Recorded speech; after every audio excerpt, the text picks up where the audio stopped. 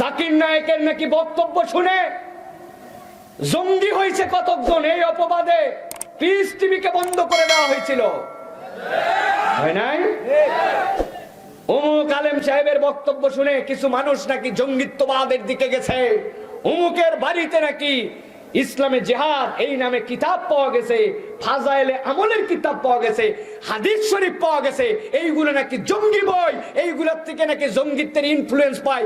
যারা বলে তাদের কাছে জিজ্ঞাসা করি, ধুম সিনেমা 154 বার দেখার পরে বগুড়ায় ডাকাতি করলো ওই নায়ক, ওই সিনেমা, ওই নায়িকা, যেইগুলো সিনেমার মধ্যে কেমনে বউ ফুসলাতে হয়, অপরের মেয়ে কেমনে ভাগাতে হয়, কেমনে পরকিয়া করতে হয়, কেমনে প্রেম করতে হয়, কেমনে জেনা করতে হয়, কেমনে ধর্ষণ করতে হয়, কেমনে ট্রিক্স খাটায়, বুদ্ধি খাটায়, চুরি করতে হয়, তাহলে ওইগুলা সিনেমা, ওইগুলা নায়ক নায়িকা, ওইগুলা সামাজিক নামে অসামাজিক অনুষ্ঠান, ওইগুলার দায় সমাজ নষ্ট করার জন্য সবচেয়ে বেশি। তোমরা যদি এই ঠুনকো অজুহাতে জাকির নায়েকের বিপক্ষে কথা বলতে পারো, পিস টিভির বিপক্ষে কথা বলতে পারো, আমরা বলতে পারি বাংলাদেশে কোনো নাটক, সিনেমা, টিভি এইগুলো কোনো প্রোগ্রামই চলতে পারে না। ভালো কি শিখছেন? কি শিখছেন ভালো? কেমনে মিষ্টি মিষ্টি কথা দিয়ে মেয়ে ভাগাতে হবে, মেয়ে পটাতে হবে, কেমনে মেসে মোবাইল নাম্বার বের করতে হবে, কেমনে ওই মেয়ের সাথে বাপ মায়ের চোখ ফাঁকি দিয়ে পার্কের মধ্যে যাই বিয়ের আগে ডেট করতে হবে, কেমনে তার ঘরে কেউ না থাকলে ওই ঘরের মধ্যে নিয়ে দুইজন মিলে ফুর্তি করতে হবে।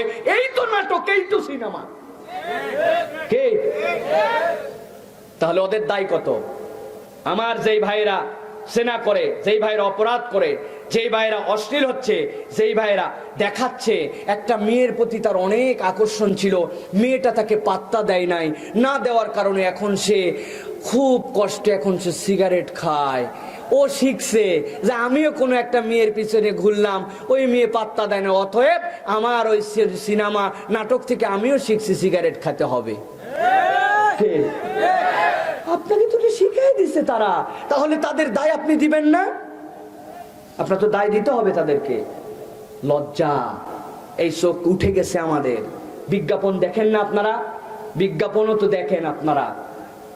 এই শীতের মধ্যে আপনার ত্বককে কোমল রাখতে চাইলে, মসৃণ রাখতে চাইলে, সুন্দর রাখতে চাইলে অমুক পেট্রোলিয়াম জেলি, তুমুক ভ্যাসলিন আপনি মাখেন। মহিলার একটা এই পর্যন্ত বগল কাটা, হাতের মধ্যে দিছে, এক হাতে এরকম করে টান, ওই হাতে সাদা দাগ উঠছে, আরেক হাতে ভ্যাসলিন দেওয়ার পরে দাগ টান দিছে, কোনো দাগ উঠে নাই। মেয়ে এরকম করে মোড়ের উপরে দেখাচ্ছে। ভাই আমার জিজ্ঞাসা, শীতকালে খালি মহিলাদেরই হাত পা ফাটে?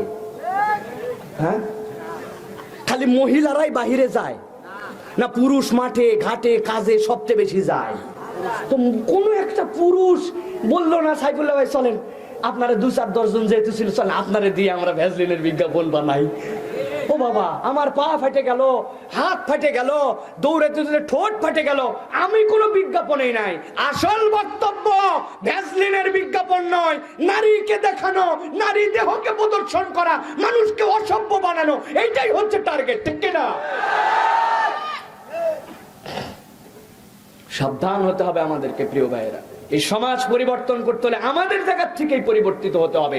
আমার বাজারে এরকম কোনো বিজ্ঞাপন চলবে না। তোল তোল দোকান থেকে তোল, এটা আমার বাজারের মধ্যে মহিলা টাঙ্গার, চল 10 জন লোক তৈরি হন, আপনার বাজার থেকে উঠে যাবে। কে? অন্য জায়গায় জায়গা, আমার বাজারে কোন কোনো বিজ্ঞাপন দিতে হবে? কিসের বিজ্ঞাপন? ফেয়ার এন্ড লাভলি বানাইছো তুমি। হায়রে লজ্জা! বলো তোমাকে সাম্য দেওয়ার কথা, সমান অধিকার দেওয়ার কথা, একটা শ্যামবর্ণ মেয়ে কে তৈরি করছে? আল্লাহ। শ্যামবর্ণ মেয়ে, তার কোনো দাম নাই। আপনার গ্লো লাগবে, উজ্জ্বলতা লাগবে। আপনি কি বুঝাতে চান? আপনি বুঝাতে চান ফর্সার দাম আছে, কালো যেগুলো শ্যামলা, এইগুলা মেয়ের সামাজিক কোনো মর্যাদা নাই। আপনি আবার বলতেছেন আমরা সামাজিক আন্দোলন করতেছি, নারীবাদী আন্দোলন করতেছি। আপনি নিজেও বুঝেন না যে আপনি কত বড় ডবল স্ট্যান্ডার্ড নিয়ে ঘুরতেছেন, ঠিক না? লজ্জা, শ্যাম। সবার মেয়ে কি ফর্সা টকটকা?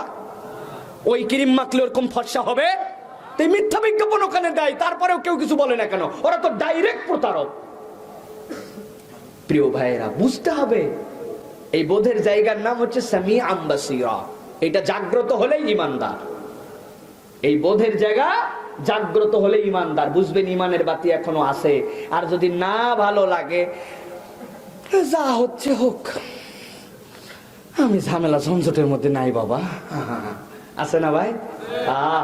ঝামেলা ঝঞ্ঝটের মধ্যে নাই, যাওয়ার পরে টের পাবেন ঝামেলা কারে বলে।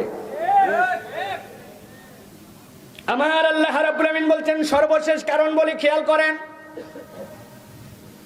ইয়াকুলু ইয়া লাইতানি কদ্দামতু লিহায়াতি ফায়াউমাইযিল লা ইউআযিবু আযাবাহু আহাদ ওয়া লা ইউযিকু ওয়াসাকাহু আহাদ।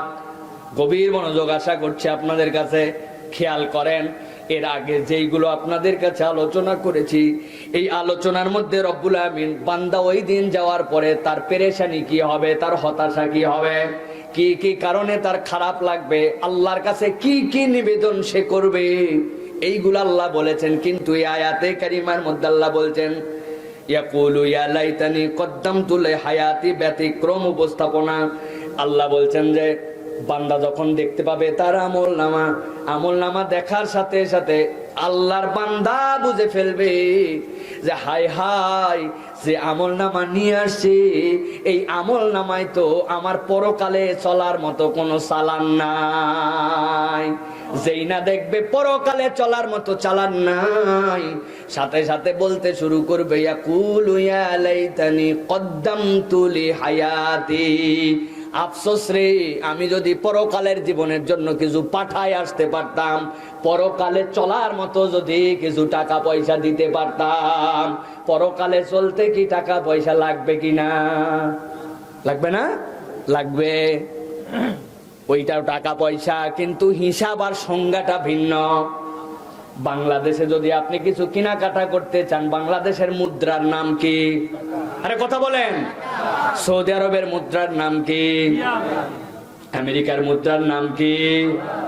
সুতরাং বিভিন্ন দেশে আপনি যদি সৌদি আরবে যায় যতই বলেন আমি বাংলাদেশে শেঠিয়া, আমার কাছে 1000 টাকার নোট আছে, দিবি না মানে কি এক খেলি পান দে দিবে, বলে তুই আরে টাকা ভাঙ্গা আগে, তোর 1000 টাকার খেতা বুড়ি। আরে অনেক তো আছে ইন্দোনেশিয়ার 2 লক্ষ টাকার নোট। কত লক্ষ? এক বাঙালিকে দিছে 2 লক্ষ টাকার নোট। দেওয়ার পরে ওই পকেটে নিয়ে 2 রাকাত আগে নামাজ পড়ছে সিজদা দিয়া, এরপরে চলে গেছে ঘরে।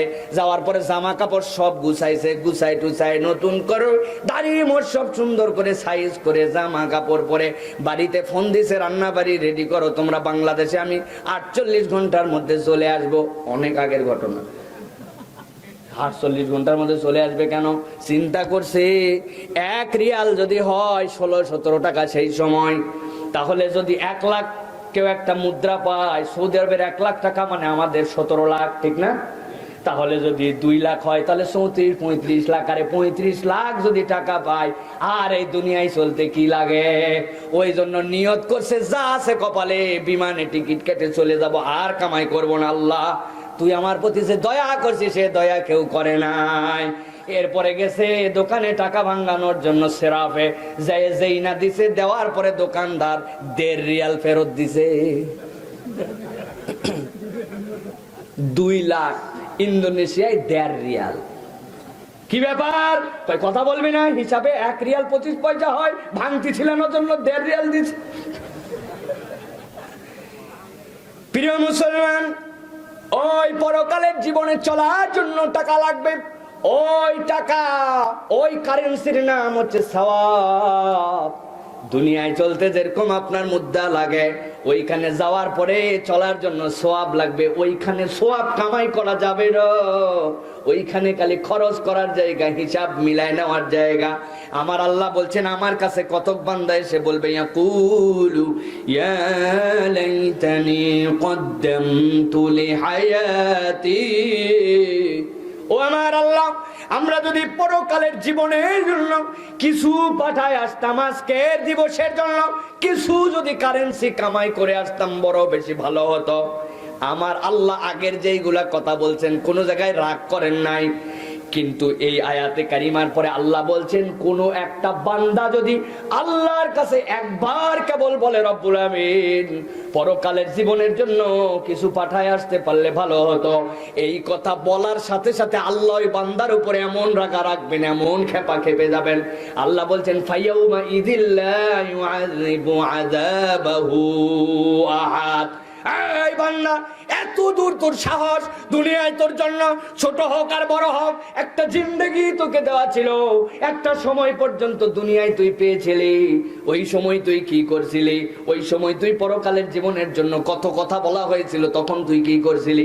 আজকে সে আমার কাছে আফসোস দেখাও, পরকালের জন্য যদি কিছু করে আসতে পারতাম। আল্লাহ বলছেন ফায়াউমা ইযিল্লা ইউআযিবু আযাবাহু আহাদ। আমি আল্লাহ তোরে হুমকি দিয়ে বলতেছি, ওই দিন আমার থেকে বড় শাস্তিদাতা, আমার থেকে ভয়ঙ্কর শাস্তি তোরে কেউ দিতে পারবে না। ওয়ালা ইউসিকু ওয়াসাকাহু আহাদ। কেবল শাস্তি নয়, আমার মতো বাধা তোরে ওই দিন কেউ মারতে পারবে না। এই কথা যে বলবে, আল্লাহ ওই দিন তারে এই রকম হুমকি দিবে। দুনিয়ার বুকেও প্রমাণ আছে। আপনার যদি ব্যালেন্স না থাকে তাহলে আপনি অনেক জায়গায় আটকায় যান। আগে ব্যাংকের মধ্যে টাকা জমা দেওয়ার জন্য যেতে হতো, আবার টাকা তুলতেও যাওয়া লাগতো, ঠিক কিনা? এখন কিন্তু ব্যাংকে টাকা জমা দেওয়ার জন্য যাওয়া লাগলেও টাকা তোলার জন্য আর অত ব্যাংকে যেতে হয় না। এখন টাকা তোলার জন্য কাঁচের একটা ঘরের মধ্যে ঢুকতে হয়, ঠিক না ভাই? ওই ঘরটার নাম কি? ATM booth. এই যুবকরা জানে, প্রত্যেকের পকেটের মধ্যে একটা করে এটিএম কার্ড আছে, আছে না ভাই? টাকা তোলার জন্য চলে গেছি ইলিয়াটগঞ্জে, যাওয়ার পরে এটিএম বুথের মধ্যে জানে আমার অ্যাকাউন্টে ২৫০০ টাকা আছে। এটিএম বুথের মধ্যে ঢুকছে, ঢোকার পরে বিসমিল্লাহির রহমানির রহিম বলে কার্ডটা ঢুকাই দিচ্ছে ওর মধ্যে। কার্ড ঢুকানোর পরে এরপরে মেশিনে লেখা উঠছে ইনসার্ট ইউর পাসওয়ার্ড। এবার বলছে ইনসার্ট ইউর ডিজায়ার অ্যামাউন্ট, আপনি কয় টাকা চান সেইটা লেখেন। বিসমিল্লাহির রহমানির রহিম তাওয়াক্কালতু আলাল্লাহ বলে চিন্তা করছে, যা আছে কপালে আছে তো ২৫০০, যা হয় হোক গা, দিছে একবারে ৪০০০। যেই না ৪০০০, মেশিনের মধ্যে লেখা উঠছে you have not sufficient balance, please insert the correct amount. এরপরে ঠাস করে ঠেলা দিয়া কার্ডটা বাইর করে দিয়েছে, দেওয়ার পরে শব্দ হয়েছে টুঁ টুঁ। কথা বলে ও চিন্তা করছে, বাবা আগের বার টাকা যাই বাড়াইছিল কি বাড়ায় নাই, এবার ৩ বার সূরা ফাতিহা ২ বার দুরূদ শরীফ পড়ে মেশিনে ফু দিছে, দিয়া কার্ড ঢুকাইছে, ঢুকায় নিয়ত করছে আল্লাহ এবার যদি বাড়ায় ১০০০ মসজিদ, ১০০০ মাদ্রাসা, ১০০০ এতিমখানা, আর আমার মাত্র ২০০০। যেই না বলছে ইনসার্ট ইউর অ্যামাউন্ট, একবারে চাপ দিয়েছে ৫০০০। আগের বার কার্ড ঠেলে বের করছিল, কিন্তু এখন মেশিন বুঝবে এই ব্যক্তিটা আসলেও হয়তো বা এই কার্ড হোল্ডারের মালিক নয়, অপর লোক ধান্দা করতেছে। অতএব আগে কার্ড বের হলেও দ্বিতীয়বার আর কার্ডও বাড়াবে না, মেশিন এবার কার্ডও খেয়ে ফেলবে, ঠিক কিনা? দুনিয়াও ধরা খেতে হয়। আমার আল্লাহ বলছেন যেই মানুষগুলো এই দিন বলবে ইয়াকুলু ইয়া লাইতানি কদ্দামতু লিহায়াতি,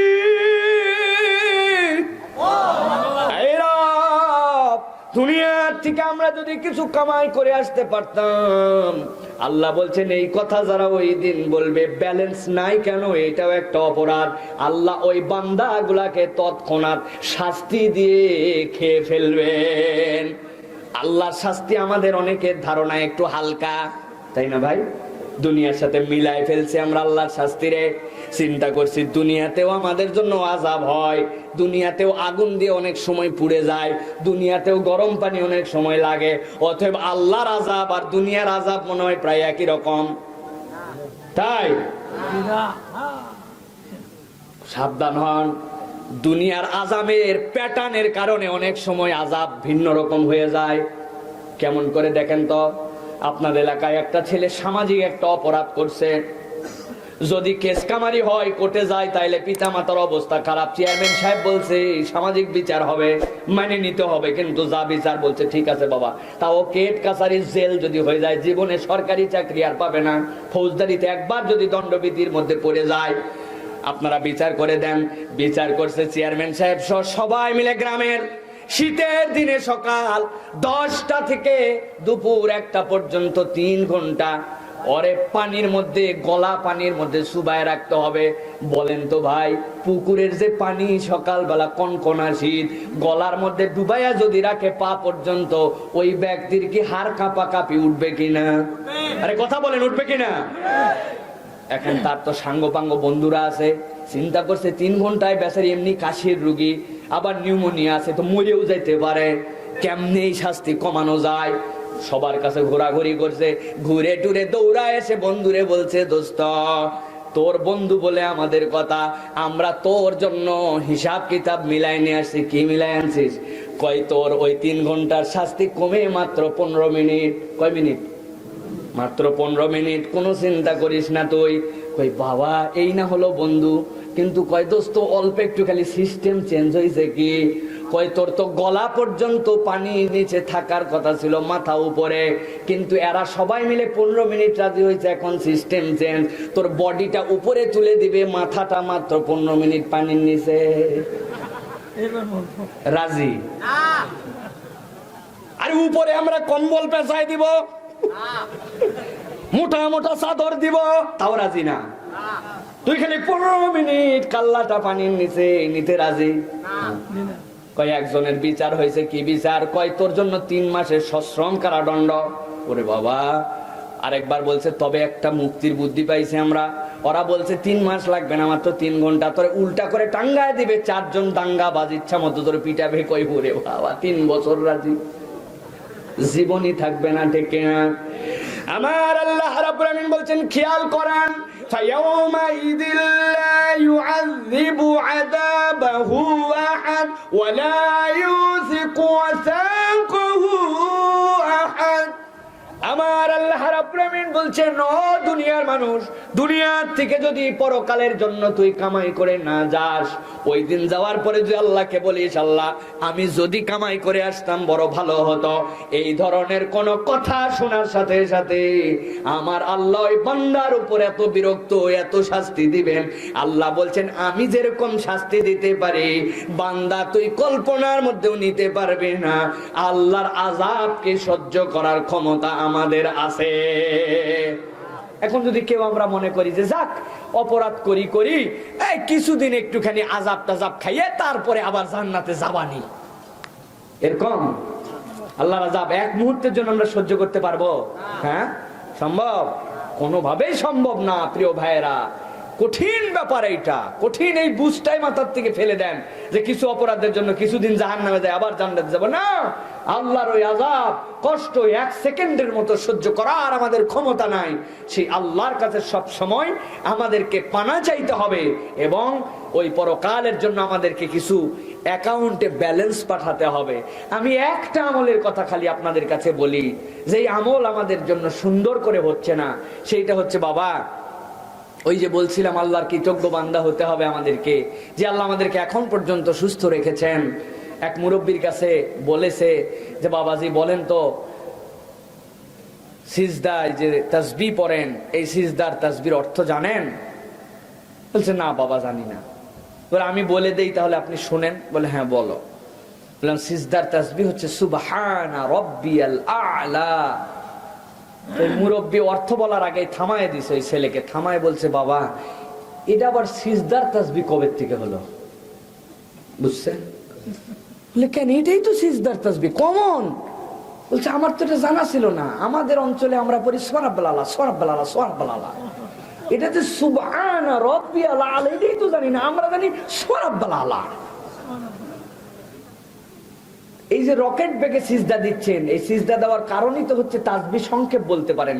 আপনি সিজদায় গেছেন সুবহানাল্লাহ সুবহানাল্লাহ সুবহানাল্লাহ, এটাতে লাগে আপনার 1.5 সেকেন্ড। কিন্তু একটা লোক সুন্দর করে যদি সুবহান রাব্বিয়াল আ'লা সুবহান রাব্বিয়াল আ'লা সুবহান রাব্বিয়াল আ'লা এ বলতে তো তার 6, 7, 10 সেকেন্ড লাগে, ঠিক কি না? কবে আমরা এই নামাজটা সুন্দর করব ভাই? কবে? মরে যাওয়ার পর না এখনই? তাহলে আমরা করি না কেন? রুকুর থেকে উঠে দাঁড়াই আমরা একটুখানি কেন সময় নিয়ে পড়ি না? রব্বানা লাকাল হামদ হামদান কাসীরান তাইয়িবান মুবারাকান ফি। এইটুক পড়লে তো অটোমেটিক 6-7 সেকেন্ড 7 সেকেন্ড দাঁড়ায় থাকা লাগে। তাহলে তার চিন্তা করা লাগে না যে রুকুর থেকে উঠিয়া সোজা হইয়া দাঁড়াইতে হইবে, এটা বলাই লাগে না। আরে দাঁড়াই না দাঁড়াই উপায় কি তোর? তুই রুকুর থেকে সামি আল্লাহু লিমান হামিদা বলে রব্বানা লাকাল হামদ এরকম করে তো যাওয়া যাচ্ছে না। আরে দাঁড়ানাই তো লাগবে আপনার, ঠিক কি না? কবে? ঠিক এই পর্যন্ত নিজেদের প্র্যাকটিসে নাই। সিজদা, 2 সিজদার মধ্যে আল্লাহুম্মা গফিরলি ওয়ারহামনি ওয়াআফিনি, কত দোয়া জীবনেও করলেন না আপনি। হলো ভাই মুরব্বি বাবা, আপনি তো কত কিছু জানেন তাই না? কত বাহাদুরি গল্প করেন। আমার বাপ 120 বছরে মইরা গেছে, চোখে চশমা লাগে নাই, কানে এমনি শুনতো, কল ঝুকায় অজু করতো। রে গর্বের গর্ব। একজনের সাথে দেখা হয়েছে, নাম বলে দিয়েছেন একবারে, চাচা আপনি এখনো আমার নাম মনে রাখছেন? এটা আমাদের বংশের ব্যাপার, একবার দেখলে 20 বছর ভুলি না। কি পাওয়ার! উনারে বলছেন চাচা আপনার কোরআন শরীফের সূরা কয়টা মুখস্থ? এটা নতুন সূরা মুখস্থ করে বাবা বয়স হয়ে গেছে আর ঠিকঠাক মতো পারা যায় না। ও যে কয়টা আছে ও কয়টাতে পার করে দিই।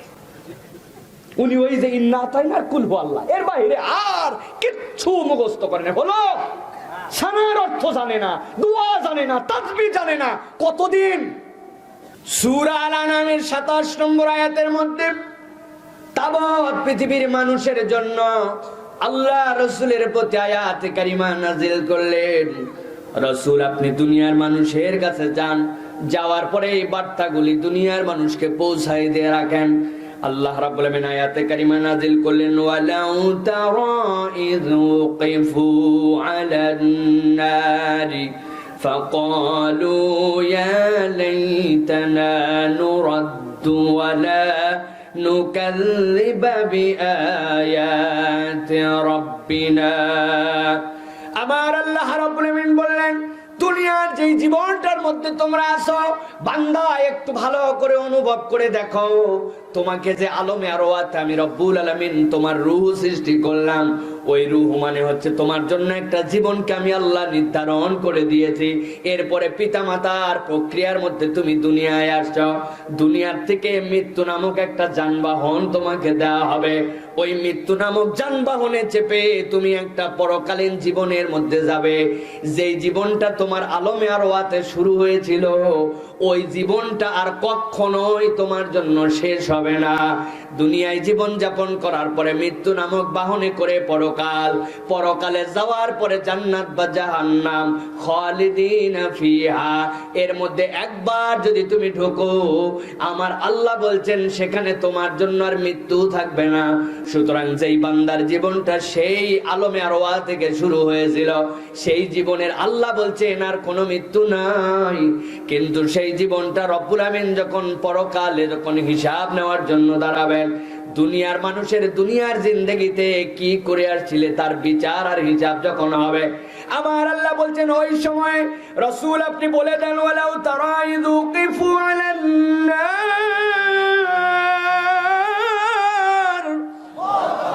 দুনিয়ার মানুষ ওই দিন রব্বুল আমিন বলছেন যখন তাদেরকে আপনি দেখবেন তারা জাহান্নামের প্রান্তে দাঁড়ায় গেছে, ঝাঁকে ঝাঁকে যখন রব্বুল আমিন তাদেরকে জাহান্নামের প্রান্তে হাজির করবেন, আল্লাহ অন্য আয়াতে কারিমার মধ্যে বলেছেন, ওয়াসিকাল্লাযীনা কাফারু ইলা জাহান্নামা যুমারা। জুমার মানে হচ্ছে যেই দলটা চলার সময় গুনগুন গুনগুন করে শব্দ করে। আল্লাহ রাব্বুল আমিন সব মানুষে একসাথে নিয়ে আসবেন না, একটা দলরে হাঁকায় হাঁকায় নিয়ে আসবেন। নিয়ে আসার পরে দ্বিতীয় একটা দল তারপরে পরে আসবে, ধারাবাহিকভাবে একের পরে একের দল যখন আসবে, আল্লাহ বলছেন জাহান্নামের সামনে আপনি যখন দেখবেন তারা দাঁড়ায় গেছে, আসার পরে জাহান্নামে দাঁড়ানোর সাথে সাথে জাহান্নামটা অটো সিস্টেমের মতো, আল্লাহ বলছেন জাহান্নামে দাঁড়ানোর সাথে সাথে ফুতিহাত আবওয়াবুহা, জাহান্নামের দরজাগুলো অটোমেটিক খুলে যাবে, জাহান্নাম যেন অপেক্ষা করছে এইগুলার এখন ভক্ষণ করার জন্য। আমার আল্লাহ রাব্বুল আমিন বলছেন, কিন্তু এই মানুষগুলা জাহান্নামে নিক্ষেপিত হওয়ার আগে আল্লাহর কাছে একটা ফরজি দিবে, আল্লাহর কাছে একটা আরজি দিবে, আল্লাহর কাছে কতগুলা কথা বলবে। আল্লাহ বলছেন, কবে জাহান্নাম, কবে সেই বিচার, কবে সেই প্রক্রিয়া হবে বান্দা, কিন্তু আমি আমার বান্দার কাছে এটা প্রকাশ করে জানাই দিয়ে রাখতে চাই। ওই দিন আসার পরে আমার বান্দা যারা এই কথা শুনেছিস, তোরাও যেন ওই গাফলতির মধ্যে না থাকিস। ওই দিন যাওয়ার পরে যে আফসোস তাদের হবে, ওই আফসোস দুনিয়ায় যেন তোরা ওই রকম জীবন যাপন না করিস। কি আফসোস তারা করবে? আমার আল্লাহ বলছেন, ফাকালু ইয়া লাইতানা নুরাদ্দু ওয়ালা নুকাযযিবা বিআয়াতি রাব্বিনা। আল্লাহ রাব্বুল আমিন বলছেন, তারা সমস্বরে একসাথে বলতে শুরু করবে, ইয়া লাইতানি, হে আজকের দিনে আমাদের নিজেদের জীবনের আফসোস, ইয়া লাইতানা, যারা যারা আজকে এখানে সবাই দাঁড়ায় গেছে আমাদের সকলের আফসোস। কি আফসোস রে তোদের? নুরাদ্দু, এক নম্বর আফসোস হচ্ছে আল্লাহ, দুনিয়ায় যদি আর একটা বার ফেরত যেতে পারতাম। বলেন তো, ওই দিন যাওয়ার পরে যত আফসোস করুক আর যতই কাকুতি বিনতি করুক, মৃত্যু নামক যানবাহনে চড়ে একবার যদি কেউ চলে যায় ওই পরকালীন জীবনে, ওই মানুষ কি আবার দুনিয়ায় কখনো ফেরত আসবে নাকি? কিন্তু তারা কি আফসোস করবে? তারা বলবে, ফাকালু ইয়া লাইতানা নুরাদ্দু ওয়ালা নুকাযযিবা বিআয়াতি রাব্বিনা।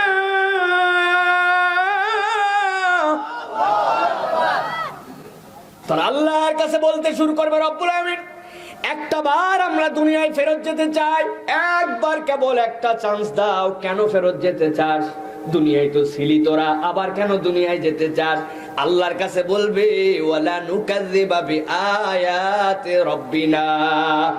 আল্লাহ, দুনিয়ায় যখন এর আগের বার ছিলাম, আমরা দুনিয়ায় তোমার কোরআনের কতক বিধানকে মেনেছিলাম, কতক বিধানকে মানি নাই, কত আয়াত স্বীকার করেছিলাম, কত আয়াত আমাদের বুঝের সাথে যায় নাই জন্য আমরা চুপচাপ থাকছি, আর অমুক দল তমুক দলের সাথে হো হো বলছিলাম। আয় রব্বুল আমিন, এর দ্বারা আমরা বুঝেছি আমরা ওই দুনিয়ার জীবনে তোমার আয়াতের পরোক্ষ প্রত্যক্ষ অস্বীকারী ছিলাম।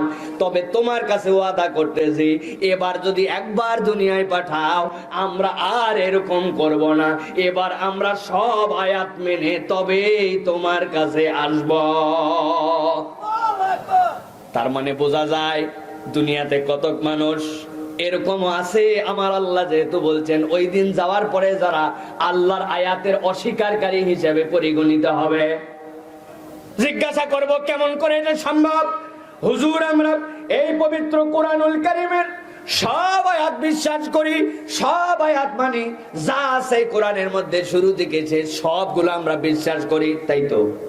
তাহলে যদি কেউ পুরোটা বিশ্বাস করে, তাহলে সে হচ্ছে 100% মুসলমান, ঠিক কিনা? আরেকজন দেখছে, না না, আমার জন্য একটু কঠিন হয়, কিছু মানা যায় আবার কিছু মানা কঠিন হয়, এই জন্য 50% সে বিশ্বাস করে আর 50% বিশ্বাস করে না, এই জন্য সে হচ্ছে 50% মুসলমান, ঠিক কিনা? ঠিক। কেউ যদি 20% বিশ্বাস করে, তাহলে 20% মুসলমান। প্রিয় মুসলমান, ঈমান বোঝার মামলা আছে এই জায়গায়। একটা মানুষ যদি শুরু থেকে শেষ পর্যন্ত কোরআনুল কারীম বিশ্বাস করে, তাহলে সে শতভাগ মুসলিম। কিন্তু এই কোরআনুল কারীমের যদি কোনো একটা ব্যক্তি একটা আয়াতের একটা নোক্তা, একটা অক্ষরকে যদি মনে করে এইটা মনে হয় আল্লাহর পক্ষ থেকে নয়, পুরোটা মানলে যেরকম আল্লাহর প্রতি এবং ইমানের দাবিতে 100%, একটা অক্ষরের একটা নোক্তা অস্বীকার করলে আল্লাহ এবং কোরআনের ভাষ্য মতে সে 0%, ঠিক কিনা? তাহলে দুনিয়ায় এমন অনেক মুসলমান আমরা দেখতে পাই, সেই মুসলমান নামাজ পড়ে, সেই মুসলমান রোজা রাখে, নামাজ পড়তে হবে, রোজা রাখতে হবে, এতে তার কোনো দ্বিমত নাই, কোনো দ্বিতীয় বক্তব্য নাই। কিন্তু ওই মুসলমানকেই যদি বলা হয় চাচা সুদ যে আপনার সাথে আছে ব্যাপারটা কি, ওই চাচা ওই ব্যবসায়ী ওই বড় লোকই তখন বলে 1400 বছর আগের ব্যাংকিং সিস্টেম ছিল না, এখন ব্যাংকিং সিস্টেম আসছে। আগের ব্যবসার এখন ব্যবসার অনেক প্যাটার্নে পার্থক্য হয়েছে। আগে সুদ ছাড়াও চলতে পারত, এখন সুদ ছাড়া বাবা কিছুই চলে না। আছে না? আল্লাহর কাছে ওরাও দাঁড়ায় যাবে, আমল নামা চেক করো, আমল নামায় নামাজ আছে কিনা আছে, আমল নামায় রোজা আছে কিনা আছে, আমল নামায় হজ আছে কিনা আছে। কিন্তু আমার আল্লাহর কাছে দেখা যাবে ওই মুখদের ওই লোকদের মুখ দিয়েও বের হচ্ছে নুরাদ্দু আলা নুকাযযিবা বিআয়াতি রাব্বিনা। আয় আমাদের আল্লাহ, আমাদেরকে একটু দুনিয়ায় ফেরত পাঠাও, আমরা তোমার আয়াত অস্বীকার করে আসছিলাম, এখন আমরা তোমার আয়াতটা বিশ্বাস করে করে আসব। আমল নামায় নামাজ রোজা হজ থাকার পরেও কেন লোকটা ধরা খাইল? কারণ সবগুলা মানার পরেও আল্লাহর এই আয়াতের ব্যাপারে তার ইশকাল ছিল। এরকম লোক আমাদের সমাজে আছে কিনা? সুদ দিয়ে উদাহরণ দিছি জন্য বিষয়টা একটু বড় বড় দেখাচ্ছে। এবার যদি ছোট্ট ছোট্ট করে উদাহরণ দেই তাইলে আমরা দেখতে পাবো আমাদের জীবনের মধ্যে আমরা প্রায় প্রায় আল্লাহর আয়াতে কারিমাকে অস্বীকার করে বসে আছি। আল্লাহ বললেন লিযাকারি মিসলু হাজ্জিল উনসায়াইন, দুনিয়ার বুকে আমি রব্বুল আমিন তোমার জন্য বিধান দিলাম পুরুষ এবং নারী সন্তান ছেলে এবং মেয়ের মধ্যে যখন মিরাজনামা বন্টন হবে, ওই মিরাজনামা বন্টনের নীতিমালায় আল্লাহ বলতেছেন মেয়ে যা পাবে ছেলে তার ডবল পাবে।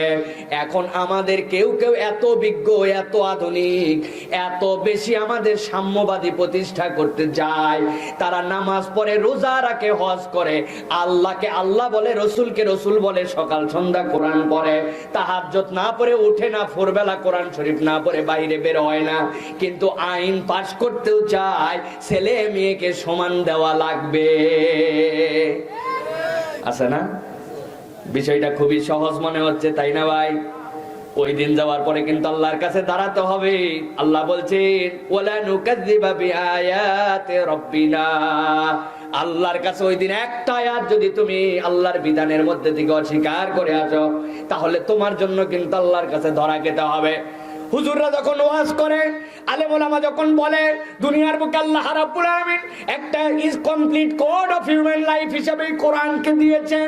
ইসলাম কেবলমাত্র কোনো একটা আপেক্ষিক ধর্মের নাম নয়, ইসলাম হচ্ছে একটা জীবন ব্যবস্থার নাম। আমার আল্লাহ রাব্বুল আলামিন তার একটা দণ্ডবিধি দিয়েছেন, দুনিয়ার মানুষ কোন অপরাধ করলে কি ধরনের তাদের শাস্তি হবে। আমাদের দণ্ডবিধি একটা আছে সংসদ কর্তৃক পাশ করা, আর একটা দণ্ডবিধি হচ্ছে আল্লাহর। এখন আল্লাহর দণ্ডবিধিতে কেউ যদি একজন জেনা করে, কেউ যদি একজন চুরি করে, কেউ যদি একজন ইয়াবা খায়, মদ খায়, গাঁজা খায়, আল্লাহর একটা বিচার আছে কি নাই? আছে না নাই? মদ খাওয়ার বিচার আছে কিনা? জেনা যদি বিবাহিতরা করে তার বিচার আছে কিনা? জেনা যদি অবিবাহিতরা করে তার বিচার আছে কিনা? এখন আমি বলি আল্লাহর প্রক্রিয়ায় আসেন আমরা জেনার বিচারটা শুরু করে দেই, সাথে সাথে তারা বলবে এটা বর্বর একটা প্রক্রিয়া, 1400 বছর আগে চলতো, একটা জীবন্ত মানুষের পাথর মেরে মেরে সব লোক মেরে ফেলবে, এ কি মানা যায় নাকি? এইটা 1400 বছর আগের বিধান। এখন নামাজ মানি, হজ মানি, রোজা মানি, সবই মানি, কিন্তু আল্লাহর দেওয়া দণ্ডবিধিতে বিচারটা আমার মাথায় ধরে না। আপনার মাথায় ধরুক চাই না ধরুক, আপনার বিবেকে কাজ করুক বা না করুক, আপনাকে এইটার উপরে আল্লাহর বিচার সর্বশ্রেষ্ঠ। ঈমান রাখার নাম হচ্ছে ঈমান। আর আপনি যদি মুখ দিয়ে কোনো কারণে চিন্তা চেতনার মধ্যে এটাও নিয়েও ফেলেন, আপনি হাজার হাজার লোক বলতেছে, আমেরিকা বলতেছে, ইউরোপ বলতেছে, কোরআনের এই বিধান মনে হয় না হলেও হয় একটু হালকা করে মালিশ দিয়া বলে ভালো না বলে, আছে না? এইরকমও যদি আপনি বলেন, আমার আল্লাহ রাব্বুল আমিন বলছেন ওই দিন যাওয়ার পরে টের পাবি ঠেলাটা কি জিনিস। জাহান্নামের সামনে দাঁড় করায় আল্লাহ মুখ দিয়ে বের করে নিবেন নুরাদ্দু ওয়ালা নুকাল্লিবা বিআয়াতি রাব্বিনা। আয় আমার আল্লাহ দুনিয়ায় মাতব্বরি করেই ফেলছিলাম, কিন্তু আজকে আসার পরে দেখতেছি বিপদের বাজার। আজকে আর বাঁচার কোনো কায়দা নাই। তোমার কাছে একটা মাত্র আবেদন, একটা বার আমারে দুনিয়ায় ফেরত পাঠাও। এবার দেখবে রব্বুল আমিন আমি একটা আয়াত একটা কিছু অস্বীকার করব না, এবার টাইট হয়ে আসবো আল্লাহর কাছে। আবার বলতেছে আর একটু খুশি করার জন্য, ওয়া নাকুনা মিনাল মুমিনিন। আয় আল্লাহ, দুনিয়ায় আমরা পূর্ণাঙ্গ মুমিন হতে পারছিলাম না, এবার দুনিয়ায় যদি একবার পাঠায়া দাও, একবারে পাক্কা ইমানদার হয়ে আসবো। কি ইমানদার? পাক্কা ইমানদার হয়ে আসবো। জিজ্ঞাসা করি প্রিয় মুসলমান, একবার যদি আল্লাহর কাছে ওই দিন জাহান্নামের সামনে হাজির হওয়া হয়ে যায়, আর এইগুলা কেসের মধ্যে যদি আটকায় যায়, আল্লাহর কাছে কি দুনিয়ায় ফেরত যাওয়ার পাঠানোর আবেদন কি মঞ্জুর হবে? তাহলে দুনিয়ায় থাকতে এই দুইটা দোষের থেকে আমাদেরকে মুক্ত হতে হবে, ঈমান মজবুত করতে হবে। দুনিয়ায় বাস্তবায়ন হোক বা না হোক, দুনিয়ার লোক এইটাকে অ্যাপ্লাই করুক বা না করুক, আপনার মাথায় ধরুক বা না ধরুক, আপনার বিবেকে সাই দেখ বা না দেখ, দুনিয়ার সব মানুষের বিপক্ষে থাকুক আর পক্ষে থাকুক, আমার কিচ্ছু যায় আসে না। আমানতু বিল্লাহি ওয়া মালাইকাতিহি ওয়া কুতুবিহি ওয়া রুসুলিহি, আমি এইগুলার প্রতি ঈমান এনেছি। অতএব আল্লাহর কোরআনের বিধান বাস্তবায়ন হোক না হোক, কায়েম থাকুক না থাকুক, এতে আমার বুদ্ধিতে ধরুক না ধরুক কোনো চিন্তার আইটেম নাই। আমার আল্লাহ যে বিধান দিয়েছেন, ওই বিধানের উপরে কোনো সুন্দর বিধান হতে পারে না। এইটা অন্তরে বিশ্বাস করা, নিজের কর্মের মধ্যে প্রকাশ করে দেওয়ার নাম হচ্ছে ঈমান, ঈমানদার। ঠিক না প্রিয় মুসলমান? এই জন্য আল্লাহ রাব্বুল আলামিন বলছেন, ওই দিন যাওয়ার পরে এই মানুষ, যেই মানুষগুলা দুনিয়ার বুকে তাদের সব প্রকাশ ছিল, কিন্তু দুনিয়ার সীমিত স্বার্থে তারা দুনিয়ার বুকে আল্লাহর বিধানকে অস্বীকার করেছে। ভালো করে খেয়াল করেন, সব আলেম ওলামায়ে একদিকে, অধিকাংশ আলেম বলতে যা বোঝায় সকল পক্ষের আলেমের এক ফতোয়া, আর বিচ্ছিন্ন কিছু মানুষ, তাদের দল, তাদের স্বার্থ, তাদের আইডিওলজি, তাদের মনেও মনে হয় কথা ঠিক, কিন্তু এই সমর্থন তাদের নষ্ট হয়ে যাবে জন্য আলেমদের পক্ষ নিতে পারে না। এরকম কেস বাংলাদেশে আছে কিনা? কেন এটা? কারণ তার মনের মধ্যে সবাই একদিক বলেছে, কিন্তু কোন একটা আইডিওলজি মানার কারণে তাকে এটা অস্বীকার না করে উপায় নাই, তাহলে তো সে সেখান থেকে বেরিয়ে যাবে। আমার আল্লাহ রাব্বুল আমিন এদের জন্য বলতেছেন, রব্বানা বাসরনা ওয়া সামি'না ফারজি'না না'মাল সালিহান ইন্না মুকিনুন।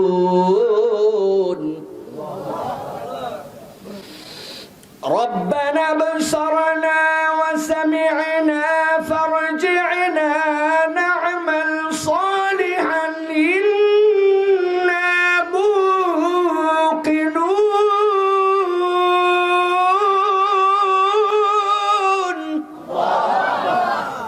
আমার আল্লাহ রাব্বুল আমিন বলছেন, ওই মানুষগুলোর জন্য আরো বেশি হুমকি। ওই দিন যাওয়ার পরে দুনিয়ায় এতবার বোঝানো হয়েছে, এতবার বলা হয়েছে, কোনোটারে ভ্রুক্ষেপ করে নাই, কখনো অন্তর খুলে দিয়ে শোনে নাই। নিজের পরিবর্তন হওয়া লাগবে। আসি তো এতগুলা মাহফিল শুনলাম, আপনাদের এই গ্রামে নাকি 21টা মাহফিল হয়, কঠিন ব্যাপার, ঠিক না? বাংলাদেশে কোথাও হয় কিনা সন্দেহ। সব বড় বড় আলেম ওলামা নিয়ে আসে। একজন বলছিল 9টা, ওনার কারেকশন করছে একজন, আরে কিসের 9টা, 21টা, জাতা কথা নাকি? একটা গ্রামে যদি 21টা মাহফিল হয়, আপনি যদি একটা দুইটা মাহফিলের মধ্যেও থাকেন, আর যদি নিয়ত করেন আজকের মাহফিল থেকে একটা আচরণ, একটা অভ্যাস পরিবর্তন করব, একটা নতুন কিছু বাস্তবায়ন করব, তাহলে তো একটা মানুষ যদি 40 বছর হায়াত পায়, ওর 40টা খারাপ গুণ চলে যাবে, 40টা নতুন গুণ যুক্ত হবে। ওই মানুষের সাথে তো আসমান থেকে ফেরেশতা মুসাফা করতে আসা লাগে, ঠিক না? আমার আল্লাহ রাব্বুল আমিন বলছেন, রব্বানা বাসরনা ওয়া সামি'না ফারজি'না। আয় রাব্বুল আমিন, আজকের এই দিবসে আসার পরে আমরা বুঝে ফেলছি, আজকে আমরা দেখে ফেলছি, আজকে আমরা শুনে ফেলছি, যা যা শোনা লাগবে ওইখানে যেইগুলা বলা হয়েছিল এগুলা তো মানতে পারি নাই, কিন্তু আজকে বলছি আল্লাহ যা যা শুনছিলাম ওইগুলো একটাও ভুল নাই। যা যা আমাদের দেখার কথা ছিল ওই দিন শুনে শুনে আসছি, আজকে হাতে নাতে দেখতে পাচ্ছি। ওই যে জাহান্নাম, ওই যে কি শাস্তি হবে, ওই যে ফেরেশতা দেখতে পাইছি, ওই যে আমলনামা দেখতে পাইছি। পিটায়া পিটায়া আমাদেরকে ওই সামনে পর্যন্ত নিয়ে আসছে, জাহান্নাম পর্যন্ত, এইটাও দেখতে পাইছি আল্লাহ। এখন আল্লাহর কাছে বলতেছে রব্বুল আমিন ফারজি'না, যেহেতু হাতে কলমে অভিজ্ঞতা হয়ে গেছে আমাদেরকে একটা বার এবার একটু পিছন দিকে যেতে দাও। ফারজি'না, আমরা যেন দুনিয়ায় আবার একবার যেতে পারি। কি জন্য যাবি রে? আল্লাহর কাছে বলছেন না আমাল সলিহান ইন্না মুকিনুন। এবার যদি যাই আল্লাহ দেখবে বাম্পার বাম্পার আমরা আমলে সলে করব, আর আমরা সবাই পাক্কা পাক্কা মুকিনুন, একদম ইমানে কোনো খাঁটি খাদ রাখবো না। এইরকম ইমানদার আর বাম্পার আমল করার জন্য একটা বার দুনিয়ায় ফেরত পাঠাও। ওই দিন আল্লাহর কাছে বাম্পার আমল করতে চাইলেও আমার রব্বুল আলামিন কি দুনিয়ায় ফেরত দিবেন। ঘটনাটা কি কিয়ামতের ময়দানে এখন হচ্ছে না হবে? হবে। তাইলে আমরা কত পিছনে আছি সেই মানুষকে আল্লাহ জানায় রাখতেছেন, বাবা অতএব বাম্পার আমল এখান থেকে করে যাও, পরিপূর্ণ ঈমান এখান থেকে নিয়ে যাও, ঠিক কিনা? এই জন্য আল্লাহ রহমান, ওই রব্বুল আমিনের আরেকটা গুণ হচ্ছে গফফার। আমার রব যেরকম রহমান, আমার রব সেই রকম গফফার। আল্লাহর একটা নাম হচ্ছে গফুর। গফুর মানে ক্ষমাকারী, গফফার মানেও ক্ষমাকারী। তাহলে গফুরও আসলো কেন, গফফারও আসলো কেন? জিজ্ঞাসা আছে কিনা? আলেম ওলামা থাকলে বুঝবেন। গফফার শব্দটা ফাআলুনের ওজনে আসছে। ফাআল, ফাআল থেকে যে শব্দগুলি আসে এইটার একটা খাসিয়াত আছে। এইটার খাসিয়াত হচ্ছে একই জিনিস বারবার বারবার আসে, উপর্যুপরি আসতেই থাকে। এটা সমুদ্রের ঢেউয়ের মতো, একটা শেষ হবে আর একটা ঢেউ আসবে, আরেকটা আসবে আরেকটা। এটা হচ্ছে ফাআলের খাসিয়াত। আমার আল্লাহ রাব্বুল আমিন গফফার বলেন এই জন্য, ও দুনিয়ার মানুষ, দুনিয়ায় তোর কত অপরাধ, কত ভুল, কত গুনাহ, তুই কত গুনাহ করতে পারিস, তুই গুনাহ কর।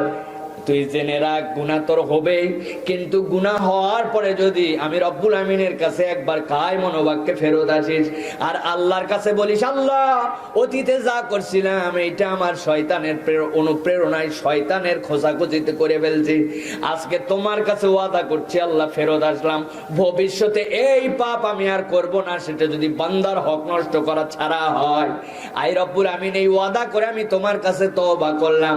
আমার আল্লাহ বলছেন ওই বান্দা যতবার ভুল করুক না কেন, যদি হকুল ইবাদ তার মধ্যে জড়িত না থাকে, যতবার ভুল করবে আর যতবার আল্লাহর কাছে মাফ চাবে, আমার আল্লাহ ততবার তার বান্দাকে মাফ করে দেয়। হাদিসের মধ্যে আসছে আল্লাহর নবী বলছেন, এক লোক গুনাহ করে আবার আল্লাহর কাছে মাফ চায়, আল্লাহ বলেন যা মাফ করে দিলাম। আবার গুনাহ করে আবার মাফ চায়, আবার গুনাহ করে আবার মাফ চায়, আবার গুনাহ করে আবার মাফ চায়, আমার আল্লাহ মাফ করে মাফ করে মাফ করে। এক পর্যায়ে আল্লাহ ফেরেশতাদেরকে ডাক দিয়েছেন, ও ফেরেশতায়, কি জন্য? রব্বুল আলামিন বলে এই বান্দা গুনাহ করে, গুনাহ করার পরে আমার কাছে ক্ষমা চায়, আমার বান্দা ক্ষমা চাইলে আমি মাফ করে দেই, তোমরা সাক্ষী হয়ে যাও। ফেরেশতারা সাক্ষী হয়েছে, গুনাহ করে আল্লাহর কাছে মাফ চায়, আল্লাহ মাফ করে, আবার গুনাহ করে মাফ চায়, মাফ করেন আল্লাহ। আমার আল্লাহ রাব্বুল আমিন বলছেন, ও ফেরেশতারা তোমরা সাক্ষী হয়ে যাও, আমি আল্লাহ রাব্বুল আমিনের নাম হচ্ছে গফফার। আমি আমার বান্দা যত গুনাহ করুক না কেন, সে যদি কায় মনোবাক্যে সত্যি সত্যি সে গুনাহ অনুভব আবার করতে পারে, আর সেটা যদি বান্দার হক নষ্ট করা ছাড়া গুনাহ হয়, আমার বান্দা যতবার গুনাহ করবে আর মাফ চাবে, আমি রব্বুল আলামিন আমার বান্দাকে ততবারই মাফ করে দিব। সুবহানাল্লাহ। সে রব্বুল আমিন বলছেন, ওই কিয়ামতের ময়দানে যে রব্বুল আমিন সব মাফ করে দিবেন, ওই দিন এক শ্রেণীর মানুষ বড় ভয়ঙ্কর পরিস্থিতির মধ্যে পড়বে। প্রথম আইটেমের মধ্যে দুই ধরনের দোষ তাদের ছিল। একটা, আল্লাহর আয়াতে কারিমা তারা অস্বীকার করে, দুই নম্বর হচ্ছে পূর্ণাঙ্গ মুমিন হতে পারে নাই, নামকাও আসতে মুমিন হয়ে আসছিল। এবার আল্লাহ বলছেন আরেক শ্রেণী ওই দিন আটকায় যাবে আল্লাহর কাছে। তারা কারা? আল্লাহ বলছেন সেই দিন তারা বলতে শুরু করবে ওয়ায়াকুলু ইয়া লাইতানি লাম উশরিক বিরাব্বি আহাদা। আমার আল্লাহ রাব্বুল আমিন যখন বিচারের ময়দান কায়েম করবেন, বিচারের ময়দান কায়েম করার পরে দেখা যাবে আল্লাহর সামনে কতগুলা বান্দা এসে দাঁড়িয়ে গেছে। রব্বুল আলামিন তাদের দিকে তাকাইছেন, ফেরেশতা আল্লাহর কাছে রিপোর্ট দিয়েছে, আল্লাহ এদের আমলনামার মধ্যে তিনটা জিনিস নাই। কি কি নাই? আছে কি কি না, আগে নাই কি কি ব্যাপার, কি কি নাই তাদের আমলনামায়? আল্লাহ এদের আমলনামায় শিরিক নাই, এদের আমলনামায় কুফুর নাই, এদের আমলনামার মধ্যে জুলুম নাই। সুবহানাল্লাহ। আমার আল্লাহ রাব্বুল আমিন বলবেন এবার বান্দাটারে 1 to 1 করে দে, আমার কাছে পাঠায় দে। হাদিসের ভাষ্য অনুযায়ী আমার আল্লাহ ডেকে বলবেন, বান্দা এই দিন এই সময় এই গুনাহটা করছিলি কিনা? করছিলাম আল্লাহ। এই দিন এই সময় এই গুনাহ করছিলে কিনা? করছিলাম আল্লাহ। এই দিন এই সময় এই গুনাহটা করছিলে কিনা? করছিলাম আল্লাহ। আমার রব্বুল আমিন দেখবেন আমার বান্দার আমলনামায় শিরিক নাই, কুফুর নাই, জুলুম নাই, হকুল এবার নষ্ট করা নাই, কিন্তু গুনাহ আছে, সওয়াবের প্রচেষ্টা আছে, কিন্তু তার ফাঁকে ফাঁকে তার চোখের গুনাহ, কানের গুনাহ, চিন্তার গুনাহ, নামাজ গাফলতির গুনাহ, নানান গুনাহ তার আমলনামায় রয়ে গেছে। কিন্তু আমলনামায় তিনটা জিনিস নাই। আমার আল্লাহ বান্দাকে আদর করে বলবেন, ও বান্দা আমার আরেকটা নাম ছিল সাত্তারুল উয়ুব। আমি হচ্ছে দুনিয়ার বুকে তোর একটা দোষকেও প্রকাশ করে দেই নাই, গোপন রেখেছিলাম। আজকে তোর এই আমলনামায় তিনটা জিনিস না থাকার কারণে আমি আল্লাহ তোর গোপন দোষগুলা গোপন রেখেই তোকে মাফ করে দিলাম। যা আমার বান্দা এখন জান্নাতের দিকে দৌড় লাগা। আমার আল্লাহ রাব্বুল আমিন যেই সময় ওই বান্দারা দেখতে পাবে আমলনামায় গুনাহ নিয়ে আসছিল, তারপরেও সেই বান্দাকে রব্বুল আমিন মাফ করে দিলেন, আটকালেন না। আরেক শ্রেণীর বান্দাকে আল্লাহকে বলছে রব্বুল আমিন এদের আমলনামার মধ্যে দুটা জিনিস নাই, আবার দুটা জিনিস আছে। ওরা কারারে? বলে আল্লাহ এদের আমলনামার মধ্যে শিরিক নাই আর কুফর নাই, ওদের আমলনামার মধ্যে সওয়াব আছে, আবার জুলুমও আছে। ওই জুলুমটার কতকগুলা তো রব্বুল আমিন হকুল ইবাদের সাথে জড়িত। আমার আল্লাহ বিচার করবেন, করার পরে বলবেন যা শাস্তি দেওয়া হলো এই মেয়াদের জন্য জাহান্নাম ভোগ কর। কিন্তু যেহেতু আমলনামায় দুইটা নাই জন্য চিরস্থায়ীটা বাদ হয়ে গেছে, দুইটার একটাই এমন আছে ঈমান, ওইটার কারণে রব্বুল আমিন তার জন্য জান্নাতকে শেষ পর্যন্ত চিরস্থায়ী করবেন, কিন্তু নির্ধারিত মেয়াদের জন্য শাস্তি দেওয়া হবে। আমার রাসূল বলছেন ঠিক এই সময় ইন্নাল্লাহ লা ইয়ানজুরু ইলাইহিম, একটা দল আল্লাহর সামনে আসবে, রব্বুল আমিন তাদের দিকে ফিরেও তাকাবেন না, ঘুরেও দেখবেন না তাদের দিকে। ওই বান্দারা আফসোস আর চিন্তা হতাশায় করাল গ্রাস হয়ে যাবে। কতক মানুষ আসলো গুনাহ নিয়ে, তাদেরকে তো মাফ করে দেওয়া হলো। কতক মানুষ আসলো তাদেরকে নির্ধারিত একটা মেয়াদের জন্য শাস্তি দেওয়া হলো। আমাদের কি এমন অপরাধ যে আল্লাহ বিচারই আমাদের জন্য নিলেন না, বিচার না নিয়ে মুখ ঘুরায় নিছেন আমাদের দিক থেকে। আমার আল্লাহ রাব্বুল আমিন বলছেন ইয়াকুলু ইয়া লাইতানি লাম উশরিক বিরাব্বি আহাদা। ওই দিন ওই মানুষ তারাই হবে দুনিয়ার বুকে যারা আমলনামাকে পুঙ্কিল বানায় যেতে পারে নাই, দুনিয়ার বুক থেকে শিরিক করে গেছে, আল্লাহর সাথে কাউকে অংশী স্থাপন করেছে। আমার আল্লাহর সাথে যে শরীক করবে আল্লাহ তার দিকে তাকাবেন না, তার জন্য কোনো ক্ষমাও হবে না। এই জন্য প্রিয় মুসলমান, সবচেয়ে বেশি দামি যেটা সেটা হচ্ছে আমাদের ঈমান। আর সবচেয়ে বেশি আমাদের জন্য যেটা জানা দরকার, কোন কথায়, কোন কাজে, কোন আমলে আমার ঈমান চলে যেতে পারে, আল্লাহর সাথে যেন শিরিক না হয়ে যায়, আল্লাহর সাথে শিরিক যেন না হয়। অথচ আমরা এই বিষয়ে আমাদের কোনো কনসার্ন নাই, এই বিষয়ে আমাদের কোনো চিন্তাও নাই আল্লাহর সাথে শিরিক হয় কি না হয়। অনেকের ধারণা আল্লাহর কাছে যে বলবো আল্লাহ আমাদের ভুল হয়ে গেছে মাফ করে দাও, ভালো করে মুখস্থ করে ফেলেন এইটা। আল্লাহর কাছে সব ভুল যদি সত্যি প্রুভড হয় ভুল মাফ হতে পারে, কিন্তু শিরিক আপনি যদি করে যান আর আল্লাহর কাছে যাই বলেন আল্লাহ ভুল করে করছিলাম, ইস বুঝতে পারিনি, অমুক হুজুর বলছিল, তুমুকে আমারে করাইছিল, অতএব আমি করছি। আল্লাহ আমি বুঝি নাই। শিরিকের ক্ষেত্রে এই বুঝি নাই, ভুল করছি, এই কথা আল্লাহর কাছে গ্রহণ করা হবে না। হবে? ভালো করে দলিল কি হবে না? দলিল লাগবে তো, তাই না? আপনাদের এলাকার এক লোক খুব কাশি, তার এমন কাশি হওয়া হয়েছে, বলছে বাখরাবাদে একজন ভালো ডাক্তার আছে, দেখা। কই কিসের বাখরাবাদ? চলে যাও ইলিয়টগঞ্জ। ইলিয়টগঞ্জ ফেল।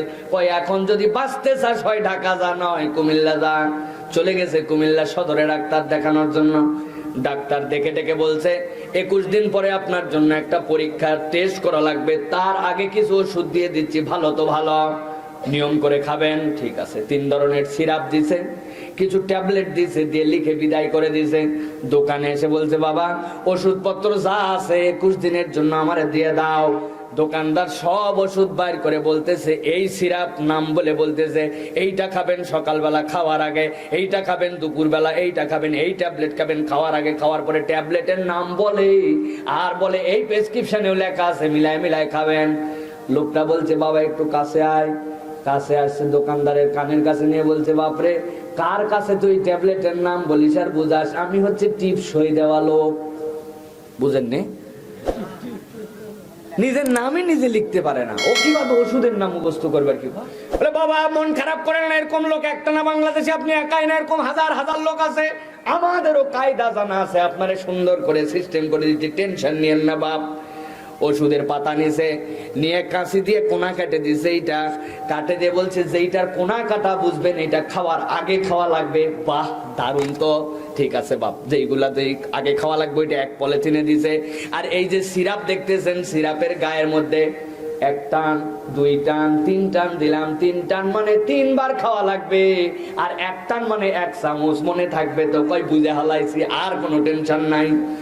বাড়িতে ওষুধ নিয়ে চলে আসছে, রাত্রেবেলা 3 কাপ 3 চামচ পরিমাণ নিছে, নিয়ে কাপের মধ্যে ঢালছে, ঢালে খাইয়ে নিছে। সকাল যখন হয়েছে, কাশি রাত্রেবেলাও ছিল, 1 ডোজ 2 ডোজে তো আর কাশি ভালো হয় না, সকালে আরো কাশি বাড়ছে, অস্থির হয়ে গেছে। জানালার উপর ওষুধ রেখে দিয়ে আসছিল রাত্রে খাওয়ার পরে। সকালবেলা তার বাড়িতে একটা মাসুম বাচ্চা আছে, ছোট্ট একটা মেয়ে আছে, 6, 7, 8 বছর বয়স। খুব ফুট ফরমায়েশ শুনে ডাক দিয়ে বলছে মা রে, আমার কাশি তো অনেক বেড়ে গেল, সকালের ওষুধ খাওয়া লাগবে, দেখ তো জানালার উপরে ওষুধ আছে, 3 কাপ 3 চামচ পরিমাণ ঢেলে এক জায়গায় নিয়ে আয় তো। মেয়ে গেছে জানালার কাছে, জানালার কাছে যাওয়ার পরে দেখে কি রে, আব্বা বলল 3টা, আসলে যাইয়ে দেখি বোতল 4টা। একটা বোতল বেশি করতে গিয়ে আসলো। বোতল আসছে সকালবেলা, উনার ছেলে মাঠের মধ্যে গেছিল, বেগুনের ক্ষেত করছে, ফুলকপির ক্ষেত করছে, তারপরে মরিচ লাগাইছে, এইগুলাতে বিষ দেওয়া লাগবে, পোকামাকড় ধরে। সুন্দর করে ইন্ডিল দিয়ে স্প্রে করে নিয়ে আইছে, ওই জানালার কোনার মধ্যে রেখে বেচারি কলতলায় গেছে হাত মুখ ধুতে। এই মেয়ে চিন্তা করছে 3 বোতলের জায়গায় 4 বোতল, বলছে কোনটা দিব আর কোনটা বাদ দিব, সবগুলার থেকে 1 চামচ দিয়ে নিয়ে এসে দিছে। দিতে দেরি, উনি ঢক করে খাইতে দেরি নাই, কাশতে কাশতে বেচারি খাইয়ে নিছে। এখন বলেন তো, 3টা ওষুধের সাথে 2 চামচ যদি ইন্ডিল মিশাইয়াও খায়, ওই রুগীর ক্ষতি হওয়ার সম্ভাবনা আছে কি নাই? মাথা ঠিক আছে তো আপনাদের? কিসের ক্ষতি হবে? বেচারি মূর্খ মানুষ, ছোট মাসুম বাচ্চা, না বুঝে দিছে। দেওয়ার সময় নিয়ত বিশুদ্ধ ছিল, আব্বার যেন কাশি ভালো হয় এই নিয়তে মাসুম বেগুনা নিষ্পাপ বাচ্চা মূর্খ মানুষে দিছে। ওই বিষ ঢুকার পরে বলবে বিষ তুই আমি বুঝে ঢুকাই নাই, অতএব তুই আমার প্রতি অ্যাকশন করিস না। তাই প্রিয় মুসলমান ভালো করে বুঝেন, এই জন্য আমার আল্লাহ বলছেন ويقول يا ليتني لم أشرك بربي أحدا।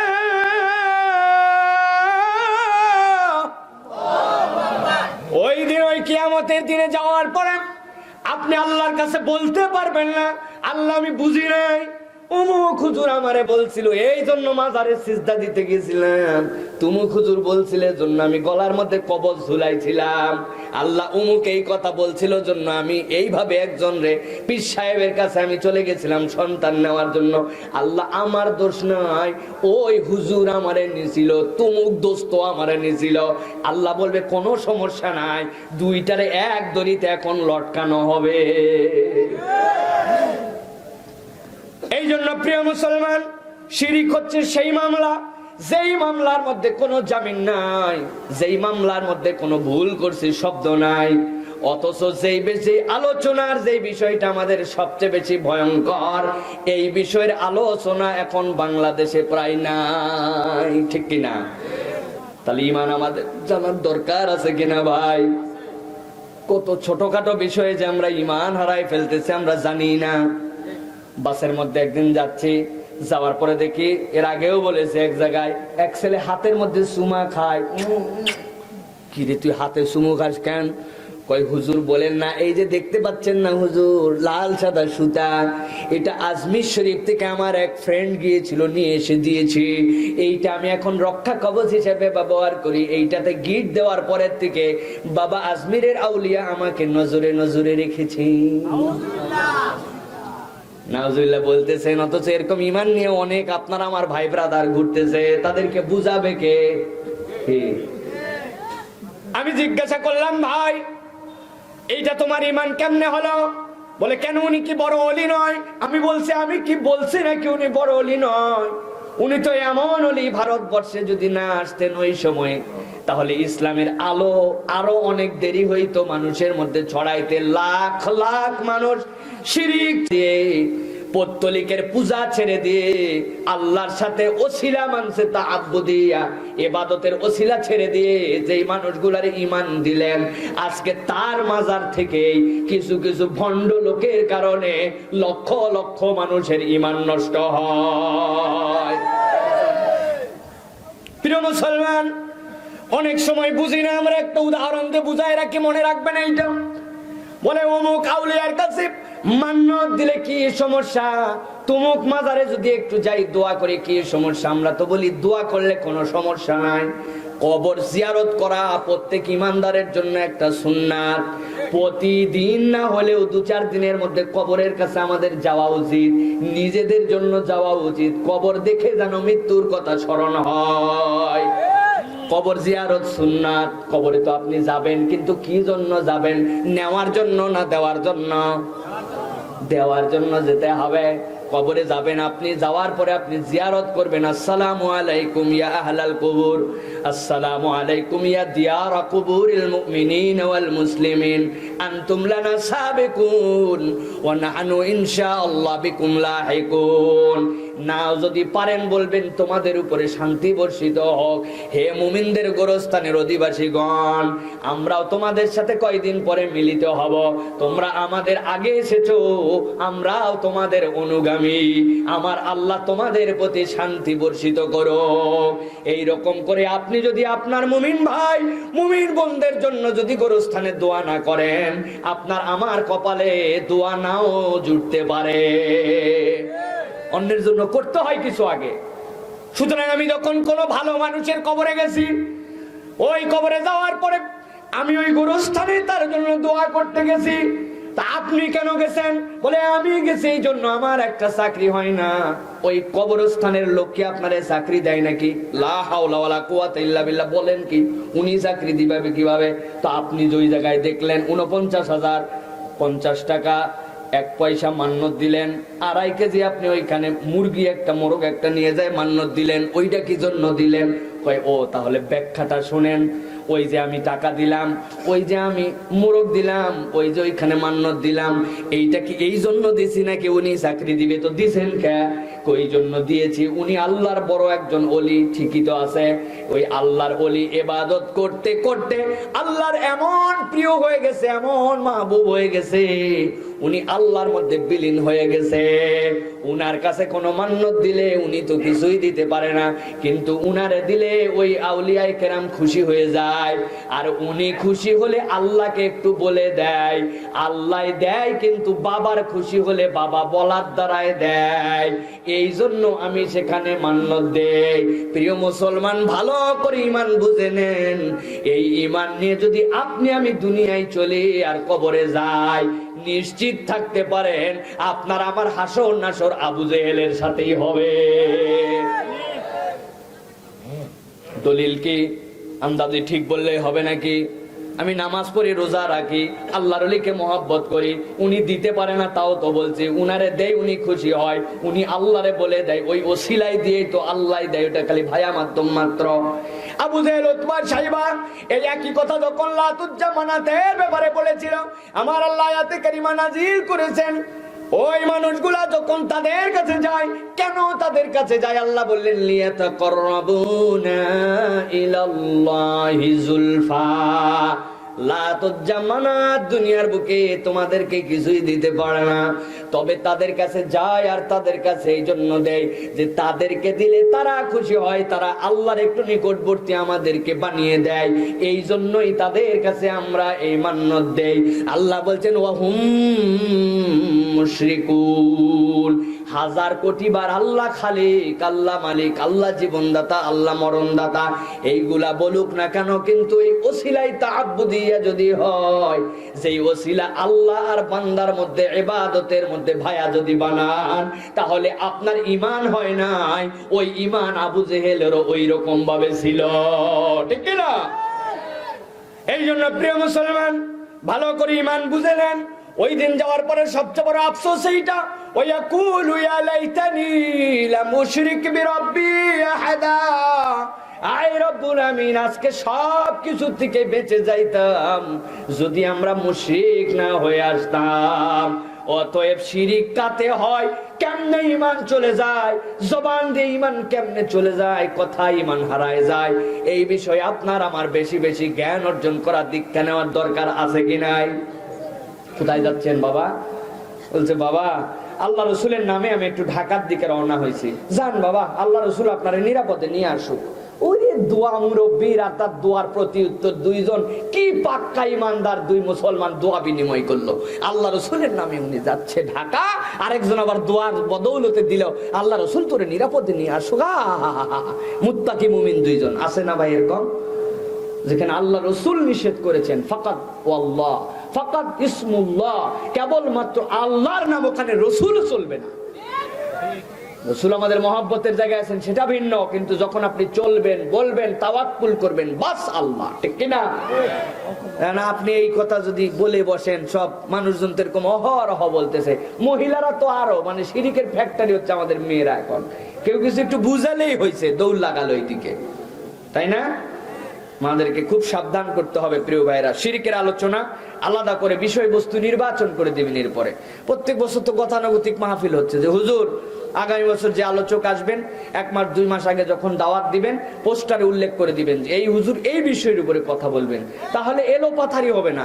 আমার যত এলেম আছে, যা আছে অন্য জায়গায় ঝাড়ি, কিন্তু এই জায়গায় এই এলেমটা হুজুর আপনার আমরা শুনতে চাই।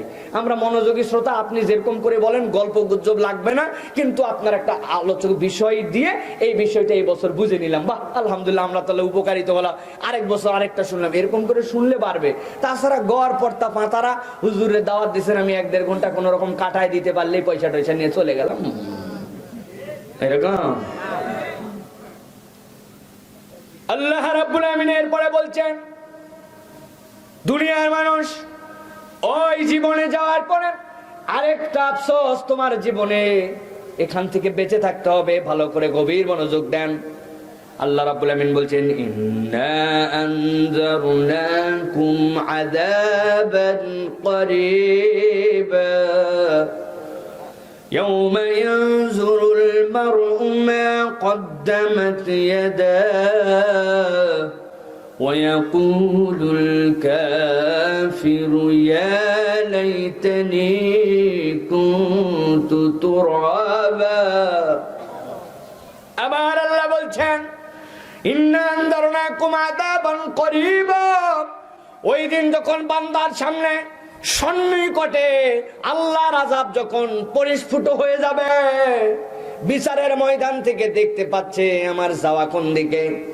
অনেক সময় আপনারা খেলা দেখেন, খেলার 25 ওভার দেখার পরে বুঝে ফেলান কে জিতবে কে হারবে, বোঝা যায় না। আগের লোকেরা করছে 350 রান, পরে আপনার টার্গেট হচ্ছে 351। আপনি দ্বিতীয় ইনিংসে 25 ওভার খেলছেন, 100 রানে 7 উইকেট। একজন বলছে টেনশন করিস না, আরো 25 ওভার আছে, বলছে কচু হবে, ঠিক কি না? আপনি পথ দিকে যাইতেই বুঝে হালাইছেন যে খেলা কোন দিকে গেছে, আছে কিনা? আমার আল্লাহ বলছেন ইন্না আনজারনাকুম আযাবান করিবা। ওই দিনের ময়দানে যখন আযাব দেখে ফেলবে, নিকটবর্তী হয়ে গেছে, এখন বুঝে ফেলছে আমার কোন দিকে যাওয়ার জায়গা। আমার আল্লাহ বলছেন সাথে সাথে তারা বলতে শুরু করবে ইয়াউমা ইয়ানজুরুল মার'উ মা কদ্দামাত ইয়াদাহু ওয়া ইয়াকুলুল কাফিরু ইয়া লাইতানি কুনতু তুরাবা।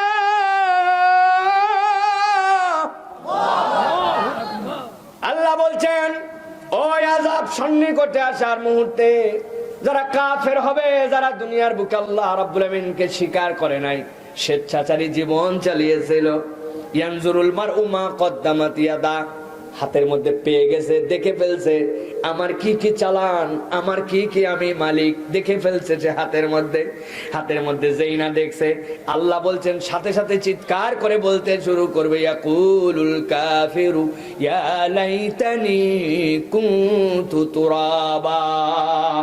আজকে যদি মাটি করে দিতে আল্লাহ, আজকে আমাদেরকে যদি মাটি বানিয়ে দিতে বড় বেশি খুশি হইতাম। এত কিছু থাকার পরেও কেন মাটি হইতে যাবে? মাটি হইতে চাওয়ার কারণ কি? মাটি হইতে চাওয়ার কারণ কি আল্লাহর নবী ব্যাখ্যা করছেন মুস্তাদরাক আল হাকিমের মধ্যে হাদিসটা আছে, খেয়াল করে শোনেন। আল্লাহর নবী বলছেন ও দুনিয়ার মানুষ শোনো, কিয়ামতে যখন রব্বুল আমিন সব মানুষগুলাকে তার সামনে হাজির করবেন, মানুষগুলা তখন ভিউয়ার, মানুষগুলা তখন বিচারের ময়দানে গ্যালারির মধ্যে দাঁড়ায় আছে। সামনে তখন বিচার হচ্ছে বাহিমাতুল আনামের, আপনাদের কুত্তার বিচার হচ্ছে, আপনাদের এলাকার যে বিজি আছে বিজির বিচার হচ্ছে, বিজি চেনেন, হাঁস মুরগির বিচার হচ্ছে, ছাগলের বিচার হচ্ছে আল্লাহর আদালতে। মানুষ দেখতেছে অবাক হয়ে, একটা কুকুর আর একটা কুকুরকে কোনো কারণ নাই, এলাকার মধ্যে আর একটা কুকুর ঢুকে পড়ছে, উনার এলাকা বলে কোথা ঘেউ ঘেউ করে দুটো কামড় দিছে। আল্লাহ বলবেন দাঁড়াও, তোমার এলাকায় আসছে আর তুমি কামড় দিয়ে দিছো, ব্যাপার কি? যে এইটারে কামড় দিছিল এখন ওইটার দাঁত আল্লাহ রাব্বুল আমিন শক্তিশালী করবেন, আর যেইটা কামড়াইছিল ওর দাঁত ফালায় দিবেন, দিয়ে বলবেন এখন দে কামড়, উল্টা ওই জায়গায় কামড় দিবে। মুসনাদ আহমদের মুস্তাদরাক আল হাকিমের হাদিসের মধ্যে আল্লাহর নবী বলছেন একটা দুম্বা উঠবে, দুম্বাটা ওঠার পরে দেখা যাবে কি চোখা চোখা তার মাথার মধ্যে শিং। যারা সৌদি আরবে গেছেন, দুম্বার অনেকগুলা শিং দেখলে হরিণ ফেল এত সুন্দর লাগে দেখতে। ওই দুম্বা দাঁড়ায় গেছে, রব্বুল আমিন বলবেন ওই দুম্বার যে শিংওয়ালা আছে ওইটার শিংটাকে ফেলে দাও। শিংটা মাথার থেকে যেই না ফেলে দেওয়া হবে, আরেকটা দুম্বা উঠেছে, ওর মাথায় কোনো শিং নাই, বেচারি লড় ভরা মার্কা। আল্লাহ বলবেন ওর মাথার মধ্যে শিং গজিয়ে দাও। যেই না শিং যাবে আল্লাহ বলবেন এইটারে গুতা দে, ও আচ্ছা মতো রে গুতাবে। দুনিয়ার বুকে একই পালের মধ্যে চলছিল, চলতে চলতে এইটার শিং ছিল আর এইটার শিং ছিল না, যেইটার শিং ছিল ওইটার শিং ছিল না, যেইটার তারে গুতাইছিল। আজকে আল্লাহ হিসাব বরাবর করবেন। সব বিচার যখন শেষ হয়ে যাবে, আমার নবী বলছেন বাহিমাতুল আনাম হিসাবে যারা থাকবে আল্লাহ সবগুলাকে বলবেন এবার তোমরা মাটি হয়ে যাও। আল্লাহর সামনে সবগুলি প্রাণী যেই না মাটি হয়ে যাবে। আর কাফেররা যখন দেখবে আহারে আমরা তো বুঝে ফেলছি আমার যাওয়ার জায়গা কোথায়, আমরা খেলায় আর জিতার কোনো চান্স নাই, ওই বিচার দেখে আল্লাহর কাছে আক্ষেপ করে বলতে শুরু করবে ইয়াকুলুল কাফিরু ইয়া লাইতানি কুনতু তুরাবা। আজকে যদি মাটি হইতাম কতই না ভালো হতো। আল্লাহ রে, তাইলে বড় বাচ্চা বেঁচে যেতাম, ওদের মতো বিচার করে আমাদেরকে মাটি বানায় দাও। দুনিয়ার বুকে গান গাওয়া যায়, মাটি হব মাটি, কিন্তু কিয়ামতের দিনে মাটি হইতে চাইলেও আমার আল্লাহ কিন্তু ওই দিন মাটি বানাবেন না, ঠিক কিনা? তাহলে কি দুনিয়ার থেকেই আল্লাহর কাছে যে যেন ওই দিন মাটি হতে যেতে না হয়, এইরকম প্রিপারেশনের জীবন যাপন করতে হবে কিনা? কারা ওই দিন মাটি হতে চাবে? যারা আল্লাহর দুনিয়ার আযাবকে তুচ্ছ তাচ্ছিল্য মনে করছিল। আরে তো আমার বাপ বাঁচছে, দাদা বাঁচছে 90 বছর, আব্বা এখনো বাইসে আছে 75-70 বছর, আমাদের বংশেই সব বড় বড় সব বয়সওয়ালা লোক, কেবল আমার 25 বছর। করবো, আমিও করব, 40 পার করি, তারপর দেখিস ইবাদত বন্দেগী পাড়া আলাদা একবার আছে না ভাই? আযাবটারে গুরুত্বই দিচ্ছে না। আল্লাহ রাব্বুল আলামিনের আযাব, আল্লাহ রাব্বুল আলামিনের শাস্তি, গুনাহ করলে যে পরিণতি, এটা মনের মধ্যে কাজই করে না। আগে মানুষ গুনাহকে গুনাহ মনে করে করতো, এখন গুনাহকে গুনাহই মনে করে না। কি ভাই, ফিলিংসটা উঠে গেছে, তাই না? অপরাধের কিন্তু একটা ফিলিংস আছে, অপরাধের একটা ফিলিংস আছে। এই অপরাধের ফিলিংস নাই, আমাদের লজ্জা উঠে গেছে, হায়া উঠে গেছে, হায়া উঠে গেছে। একটা মেয়ে সে বোরখা না পড়ুক, সব মেয়ে কোনো কালেই বোরখা পরে নাই, কিন্তু বোরখা না পরা মেয়েরও যে ধরনের পর্দা ছিল, এখন অনেক বোরখা পরা মেয়েরও ওই পর্দা নাই, ঠিক কিনা? আর তাহলে যে বোরখা পরে না তার কি অবস্থা? খুব তো জোরে ঠিক বললেন। আগে বোরখা না পরা মেয়ের যা পর্দা ছিল, এখন অনেক বোরখা ওয়ালির ওই পর্দা হয় না। তাহলে যে বোরখা পরে না তার কি অবস্থা? বাজারে হাটে অনেক সময় দোকানে আমি এইরকম করে যাই, গনেই না রে ভাই, ধাক্কা কাঁধ দিয়ে দিলে হয়, সামনে আর পিছন দিয়ে দেয়। বিশ্বাস হয় না? নিজের শরীর ঢেকে রাখতে হবে, এই ফিলিংসই নাই। এটা কোনো অপরাধী মনে করে না। বাপ টুপি পরে যাচ্ছে, পাঞ্জাবি পরে যাচ্ছে, মেয়ের বুকে কাপড় নাই তো নাই, এমন ধরনের পোশাক ড্রেসআপ যেটা মুসলমান মেয়ে মুসলমান ছেলে পড়তে পারে না, নামাজি বাপ এরকম করে নিয়ে যাচ্ছে, কিছুই মনে করে না, ঠিক কিনা? ক্রিকেট খেলা দেখেন না আপনারা? ও বাবা, সাইর মারার পরে এই যে ঝুঁকা ঝুঁকা লাগায়, দেখছেন না আপনারা? আগে লজ্জায় লা হাওলা একটু ক্রিকেট খেলাটা দেখতাম, এটা বাদ দিছি একবারে, এই যে আর হবে না। আগে তো ওইগুলো ছিল না, আগে স্যার হওয়ার পরে সাংবাদিকরা কথা বলতো, এই সেই সুন্দর 4 মার্চে করছে ও করছে। এখন দেখি উল্টা পাল্টা জিনিস দেখায়। একটা বাচ্চা 10 বছর, একটা মেয়ে 15 বছর, আর একটা তার ভাই 16-17 বছর, তার বাপ মা একসাথে বসে তালি দিচ্ছে, লজ্জার বালাই নাই, মোটা কল্পনার মধ্যেও নাই, মনে করছে এটা কিছুই না, ঠিক কিনা ভাই? এটা কিন্তু অনুভূতির ব্যাপার। খালি ঠিক ঠিক বলতেছেন বা বাবা, কার কার দিকে টার্গেট করে? আপনি যখন চায়ের দোকানে বসে খেলা দেখেন, তখন আসরের নামাজের পরে এত বড় জুব্বাওয়ালা দাড়িওয়ালা সব, কি রে স্কোর কত রে, এই বলে 1 কাপ চা নিয়ে লেগে গেল, ওখানেও তো ওই কাম হচ্ছে, তখন তো আপনারও লজ্জা নাই, ওই জায়গায় তো আরো গ্রামবাসী মিলে তখন দেখতেছে। আমি এটা কোনো ক্রিকেট খেলাকেও ক্রিটিসাইজ করতেছি না, এই জায়গার এই প্রোগ্রাম দেখাকেও ক্রিটিসাইজ করছে। আমি বুঝাতে চাচ্ছি যে আমাদের লজ্জাটা কমে গেছে, তাই না ভাই? এমন বিজ্ঞাপন দেয় টিভিতে, যে বিজ্ঞাপন বাপ আর মেয়ে দেখতে পারে না, তো যেই বিজ্ঞাপন বাপ মেয়ে দেখতে পারে না, ওই বিজ্ঞাপন টিভিতে অ্যাপ্রুভ হয় কেমন করে? হ্যাঁ, ওই ভিডিও, ওই বিজ্ঞাপন অ্যাপ্রুভ হয় কেমন করে? জাকির নায়েকের নাকি বক্তব্য শুনে জঙ্গি হয়েছে কতজন, এই অপবাদে পিস টিভিকে বন্ধ করে দেওয়া হয়েছিল, হয় নাই? অমুক আলেম সাহেবের বক্তব্য শুনে কিছু মানুষ নাকি জঙ্গিত্ববাদের দিকে গেছে, অমুকের বাড়িতে নাকি ইসলামে জিহাদ এই নামে কিতাব পাওয়া গেছে, ফাজাইলে আমলের কিতাব পাওয়া গেছে, হাদিস শরীফ পাওয়া গেছে, এইগুলো নাকি জঙ্গি বই, এইগুলোর থেকে নাকি জঙ্গিত্বের ইনফ্লুয়েন্স পায়। যারা বলে তাদের কাছে জিজ্ঞাসা করি, ধুম সিনেমা 154 বার দেখার পরে বগুড়ায় ডাকাতি করলো ওই নায়ক, ওই সিনেমা, ওই নায়িকা, যেইগুলা সিনেমার মধ্যে কেমনে বউ ফুসলাতে হয়, অপরের মেয়ে কেমনে ভাগাতে হয়, কেমনে পরকিয়া করতে হয়, কেমনে প্রেম করতে হয়, কেমনে জেনা করতে হয়, কেমনে ধর্ষণ করতে হয়, কেমনে টিক্স খাটায়, বুদ্ধি খাটায়, চুরি করতে হয়, তাহলে ওইগুলা সিনেমা, ওইগুলা নায়ক নায়িকা, ওইগুলা সামাজিক নামে অসামাজিক অনুষ্ঠান, ওইগুলার দায় সমাজ নষ্ট করার জন্য সবচেয়ে বেশি। তোমরা যদি এই ঠুনকো অজুহাতে জাকির নায়কের বিপক্ষে কথা বলতে পারো, পিস টিভির বিপক্ষে কথা বলতে পারো, আমরা বলতে পারি বাংলাদেশে কোনো নাটক, সিনেমা, টিভি এইগুলো কোনো প্রোগ্রামই চলতে পারে না। ভালো কি শিখছেন? কি শিখছেন ভালো? কেমনে মিষ্টি মিষ্টি কথা দিয়ে মেয়ে ভাগাতে হবে, মেয়ে পটাতে হবে, কেমনে মেসের মোবাইল নাম্বার বের করতে হবে, কেমনে ওই মেয়ের সাথে বাপ মায়ের চোখ ফাঁকি দিয়ে পার্কের মধ্যে যাই বিয়ের আগে ডেট করতে হবে, কেমনে তার ঘরে কেউ না থাকলে ওই ঘরের মধ্যে নিয়ে দুইজন মিলে ফুর্তি করতে হবে। এই তো নাটক, এই তো সিনেমা। কে? তাহলে ওদের দায় কত? আমার যেই ভাইরা সেনা করে, যেই ভাইরা অপরাধ করে, যেই ভাইরা অশ্লীল হচ্ছে, যেই ভাইরা দেখাচ্ছে একটা মেয়ের প্রতি তার অনেক আকর্ষণ ছিল, মেয়েটা তাকে পাত্তা দেয় নাই, না দেওয়ার কারণে এখন সে খুব কষ্টে এখন সে সিগারেট খায়।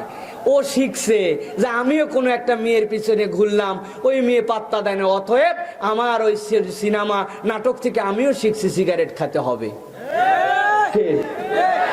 আপনাকে তো শিখাই দিচ্ছে তারা, তাহলে তাদের দায় আপনি দিবেন না? আপনার তো দায় দিতে হবে তাদেরকে। লজ্জা, এই চোখ উঠে গেছে আমাদের। বিজ্ঞাপন দেখেন না আপনারা? বিজ্ঞাপনও তো দেখেন আপনারা। এই শীতের মধ্যে আপনার ত্বককে কোমল রাখতে চাইলে, মসৃণ রাখতে চাইলে, সুন্দর রাখতে চাইলে অমুক পেট্রোলিয়াম জেলি, তুমুক ভ্যাসলিন আপনি মাখেন। মহিলার একটা এই পর্যন্ত বগল কাটা, হাতের মধ্যে দিছে, এক হাতে এরকম করে টান, ওই হাতে সাদা দাগ উঠছে, আরেক হাতে ভ্যাসলিন দেওয়ার পরে দাগ টান দিছে, কোনো দাগ উঠে নাই, মেয়ে এরকম করে মোড়ের উপরে দেখাচ্ছে। ভাই আমার জিজ্ঞাসা, শীতকালে খালি মহিলাদেরই হাত পা ফাটে? হ্যাঁ, খালি মহিলারাই বাহিরে যায় না? পুরুষ মাঠে ঘাটে কাজে সবচেয়ে বেশি যায়। তো কোন একটা পুরুষ বললো না, সাইফুল্লাহ ভাই চলেন আপনারা 2-4-10 জন যেহেতু ছিল, চলেন আপনারা দিয়ে আমরা ভ্যাসলিনের বিজ্ঞাপন বানাই। ও বাবা, আমার পা ফাটে গেল, হাত ফাটে গেল, দৌড়াতে দৌড়ে ঠোঁট ফাটে গেল। আমি কোনো বিজ্ঞাপনেই নাই। আসল বক্তব্য ভ্যাসলিনের বিজ্ঞাপন নয়, নারীকে দেখানো, নারী দেহকে প্রদর্শন করা, মানুষকে অসভ্য বানানো, এইটাই হচ্ছে টার্গেট, ঠিক কিনা? সাবধান হতে হবে আমাদেরকে প্রিয় ভাইয়েরা। এই সমাজ পরিবর্তন করতে হলে আমাদের জায়গা থেকেই পরিবর্তিত হতে হবে। আমার বাজারে এরকম কোনো বিজ্ঞাপন চলবে না। তোল দোকান থেকে তোল, এটা আমার বাজারের মধ্যে মহিলা টাঙ্গার চল, 10 জন লোক তৈরি হন, আপনার বাজার থেকে উঠে যাবে। কে? অন্য জায়গায় জায়গা, আমার বাজারে কোন কোনো বিজ্ঞাপন দিতে হবে? কিসের বিজ্ঞাপন? ফেয়ার এন্ড লাভলি বানাইছো তুমি। হায়রে লজ্জা! বলো, তোমাকে সাম্য দেওয়ার কথা, সমান অধিকার দেওয়ার কথা, একটা শ্যামবর্ণ মেয়ে কে তৈরি করছে? আল্লাহ।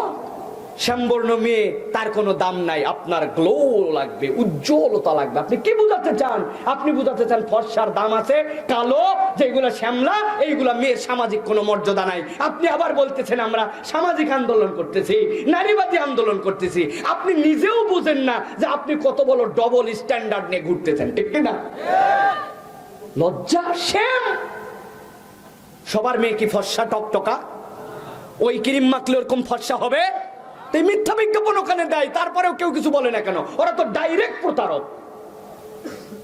প্রিয় ভাইয়েরা, বুঝতে হবে এই বোধের জায়গার নাম হচ্ছে সামিআম বাসীরা। এটা জাগ্রত হলেই ইমানদার। এই বোধের জায়গা জাগ্রত হলে ইমানদার। বুঝবেন ইমানের বাতি এখনো আছে। আর যদি না ভালো লাগে, যা হচ্ছে হোক, আমি ঝামেলা ঝঞ্ঝটের মধ্যে নাই বাবা। আছে না ভাই? ঝামেলা ঝঞ্ঝটের মধ্যে নাই, যাওয়ার পরে টের পাবেন ঝামেলা কারে বলে। আমার আল্লাহ রাব্বুল আমিন বলছেন, সর্বশেষ কারণ বলি, খেয়াল করেন। ইয়াকুলু ইয়া লাইতানি কদ্দামতু লিহায়াতি فيومئذ لا يعذب عذابه أحد ولا يوثق وثاقه أحد। গভীর মনোযোগ আশা করছি আপনাদের কাছে। খেয়াল করেন, এর আগে যেইগুলো আপনাদের কাছে আলোচনা করেছি, এই আলোচনার মধ্যে রব্বুল আমিন বান্দা ওই দিন যাওয়ার পরে তার পেরেশানি কি হবে, তার হতাশা কি হবে, কি কি কারণে তার খারাপ লাগবে, আল্লাহর কাছে কি কি নিবেদন সে করবে, এইগুলো আল্লাহ বলেছেন। কিন্তু এই আয়াতে কারিমার মধ্যে আল্লাহ বলছেন ইয়াকুলু ইয়া লাইতানি কদ্দামতু লিহায়াতি, ব্যতিক্রম উপস্থাপনা। আল্লাহ বলছেন যে বান্দা যখন দেখতে পাবে তার আমল নামা দেখার সাথে সাথে আল্লাহর বান্দা বুঝে ফেলবে যে হায় হায়, যে আমল নামা নিয়ে আসছে এই আমল নামায় তো আমার পরকালে চলার মতো কোনো চালান নাই। যেই না দেখবে পরকালে চলার মতো চালান নাই, সাথে সাথে বলতে শুরু করবে ইয়াকুলু ইয়া লাইতানি কদ্দামতু লিহায়াতি, আফসোস রে, আমি যদি পরকালের জীবনের জন্য কিছু পাঠায় আসতে পারতাম, পরকালে চলার মতো যদি কিছু টাকা পয়সা দিতে পারতাম। পরকালে চলতে কি টাকা পয়সা লাগবে কিনা? লাগবে না? লাগবে। ওইটাও টাকা পয়সা, কিন্তু হিসাব আর সংজ্ঞাটা ভিন্ন। বাংলাদেশে যদি আপনি কিছু কেনাকাটা করতে চান, বাংলাদেশের মুদ্রার নাম কি? আরে কথা বলেন। সৌদি আরবের মুদ্রার নাম কি? আমেরিকার মুদ্রার নাম কি? সুতরাং বিভিন্ন দেশে আপনি যদি সৌদি আরবে যাই যতই বলেন আমি বাংলাদেশে শেঠিয়া, আমার কাছে 1000 টাকার নোট আছে, দিবি না মানে কি এক খেলি পান দে দিবে, বলে তুই একটা টাকা ভাঙ্গা আগে, তোর 1000 টাকার খেতা বুড়ি। আরে অনেক তো আছে ইন্দোনেশিয়ার 2 লক্ষ টাকার নোট। কত লক্ষ? এক বাঙালিকে দিছে 2 লক্ষ টাকার নোট। দেওয়ার পরে ওই পকেটে নিয়ে 2 রাকাত আগে নামাজ পড়ছে সিজদা দিয়া, এরপরে চলে গেছে ঘরে। যাওয়ার পরে জামা কাপড় সব গুছাইছে, গুছাই টুছাই নতুন করে দাড়ি মোট সব সুন্দর করে সাইজ করে জামা কাপড় পরে বাড়িতে ফোন দিছে, রান্না বাড়ি রেডি করো তোমরা, বাংলাদেশে আমি 48 ঘন্টার মধ্যে চলে আসবো। অনেক আগের ঘটনা। 48 ঘন্টার মধ্যে চলে আসবে কেন? চিন্তা করছে 1 রিয়াল যদি হয় 16-17 টাকা সেই সময়, তাহলে যদি 1 লাখ কেউ একটা মুদ্রা পায়, সৌদি আরবের 1 লাখ টাকা মানে আমাদের 17 লাখ, ঠিক না? তাহলে যদি 2 লাখ হয় তাহলে 34-35 লাখ। আরে 35 লাখ যদি টাকা পায়, আর এই দুনিয়ায় চলতে কি লাগে? ওই জন্য নিয়ত করছে যা আছে কপালে, বিমানে টিকিট কেটে চলে যাব, আর কামাই করব না। আল্লাহ তুই আমার প্রতি যে দয়া করছিস সে দয়া কেউ করে নাই। এরপরে গেছে দোকানে টাকা ভাঙানোর জন্য, সেরাফে যেই না দিছে, দেওয়ার পরে দোকানদার 1.5 রিয়াল ফেরত দিছে। 2 লাখ ইন্দোনেশিয়ায় 1.5 রিয়াল। কি ব্যাপার? তুই কথা বলবি না? হিসাবে 1 রিয়াল 25 পয়সা হয়, ভাঙতি ছিলানোর জন্য 1.5 রিয়াল দিছে। প্রিয় মুসলমান, ওই পরকালের জীবনে চলার জন্য টাকা লাগবে। ওই টাকা, ওই কারেন্সির নাম হচ্ছে সওয়াব। দুনিয়ায় চলতে যেরকম আপনার মুদ্রা লাগে, ওইখানে যাওয়ার পরে চলার জন্য সওয়াব লাগবে। ওইখানে সওয়াব কামাই করা যাবে না, ওইখানে খালি খরচ করার জায়গা, হিসাব মিলাই নেওয়ার জায়গা। আমার আল্লাহ বলছেন আমার কাছে কতক বান্দা এসে বলবে ইয়াকুলু ইয়া লাইতানি কদ্দামতু লিহায়াতি, ও আমার আল্লাহ, আমরা যদি পরকালের জীবনের জন্য কিছু পাঠায় আসতাম, আজকের দিবসের জন্য কিছু যদি কারেন্সি কামাই করে আসতাম, বড় বেশি ভালো হতো। আমার আল্লাহ আগের যেইগুলা কথা বলছেন কোনো জায়গায় রাগ করেন নাই, কিন্তু এই আয়াতে কারিমার পরে আল্লাহ বলছেন কোন একটা বান্দা যদি আল্লাহর কাছে একবার কেবল বলে রব্বুল আমিন পরকালের জীবনের জন্য কিছু পাঠায় আসতে পারলে ভালো হতো, এই কথা বলার সাথে সাথে আল্লাহ ওই বান্দার উপরে এমন রাগা রাখবেন, এমন খেপা খেপে যাবেন। আল্লাহ বলছেন ফায়াউমা ইযিল্লা ইউআযিবু আযাবাহু আহাদ। এই বান্দা এত দূর তোর সাহস, দুনিয়ায় তোর জন্য ছোট হোক আর বড় হোক একটা জিন্দেগি তোকে দেওয়া ছিল, একটা সময় পর্যন্ত দুনিয়ায় তুই পেয়েছিলি। ওই সময় তুই কি করছিলি? ওই সময় তুই পরকালের জীবনের জন্য কত কথা বলা হয়েছিল, তখন তুই কি করছিলি? আজকে সে আমার কাছে আফসোস দেখাও, পরকালের জন্য যদি কিছু করে আসতে পারতাম। আল্লাহ বলছেন ফায়াউমা ইদিল্লা ইউআযিবু আযাবাহু আহাদ, আমি আল্লাহ তোরে হুমকি দিয়ে বলতেছি ওই দিন আমার থেকে বড় শাস্তিদাতা, আমার থেকে ভয়ঙ্কর শাস্তি তোরে কেউ দিতে পারবে না। ওয়ালা ইউসিকু ওয়াসাকাহু আহাদ, কেবল শাস্তি নয় আমার মতো বাধা তোরে ওই দিন কেউ বাঁধতে পারবে না। এই কথা যে বলবে আল্লাহ ওই দিন তারে এই রকম হুমকি দিবে। দুনিয়ার বুকেও প্রমাণ আছে। আপনার যদি ব্যালেন্স না থাকে তাহলে আপনি অনেক জায়গায় আটকায় যান। আগে ব্যাংকের মধ্যে টাকা জমা দেওয়ার জন্য যেতে হতো, আবার টাকা তুলতেও যাওয়া লাগতো, ঠিক কিনা? এখন কিন্তু ব্যাংকে টাকা জমা দেওয়ার জন্য যাওয়া লাগলেও টাকা তোলার জন্য আর অত ব্যাংকে যেতে হয় না। এখন টাকা তোলার জন্য কাঁচের একটা ঘরের মধ্যে ঢুকতে হয়, ঠিক না ভাই? ওই ঘরটার নাম কি? ATM booth. এই যুবকরা জানে, প্রত্যেকের পকেটের মধ্যে একটা করে এটিএম কার্ড আছে, আছে না ভাই? টাকা তোলার জন্য চলে গেছি ইলিয়াটগঞ্জে, যাওয়ার পরে এটিএম বুথের মধ্যে জানে আমার অ্যাকাউন্টে ২৫০০ টাকা আছে। এটিএম বুথের মধ্যে ঢুকছে, ঢোকার পরে বিসমিল্লাহির রহমানির রহিম বলে কার্ডটা ঢুকাই দিচ্ছে ওর মধ্যে। কার্ড ঢুকানোর পরে এরপরে মেশিনে লেখা উঠছে ইনসার্ট ইওর পাসওয়ার্ড। এবার বলছে ইনসার্ট ইওর ডিজায়ার অ্যামাউন্ট, আপনি কয় টাকা চান সেইটা লেখেন। বিসমিল্লাহির রহমানির রহিম তাওয়াক্কালতু আলাল্লাহ বলে চিন্তা করছে যা আছে কপালে আছে তো ২৫০০, যা হয় হোক গা, দিছে একবারে ৪০০০। যেই না ৪০০০ মেশিনের মধ্যে লেখা উঠছে you have not sufficient balance, please insert the correct amount. এরপরে ঠাস করে ঠেলা দিয়া কার্ডটা বাইর করে দিয়েছে, দেওয়ার পরে শব্দ হয়েছে টুট টুট। কথা বলেন? ও চিন্তা করছে বাবা, আগের বার টাকা যাই বাড়াইছিল কি বাড়ায় নাই, এবার ৩ বার সূরা ফাতিহা ২ বার দুরূদ শরীফ পড়ে মেশিনে ফু দিছে, দিয়া কার্ড ঢুকাইছে, ঢুকায় নিয়ত করছে আল্লাহ এবার যদি বাড়ায় ১০০০ মসজিদ, ১০০০ মাদ্রাসা, ১০০০ এতিমখানা, আর আমার মাত্র ২০০০। যেই না বলছে ইনসার্ট ইওর অ্যামাউন্ট, একবারে চাপ দিয়েছে ৫০০০।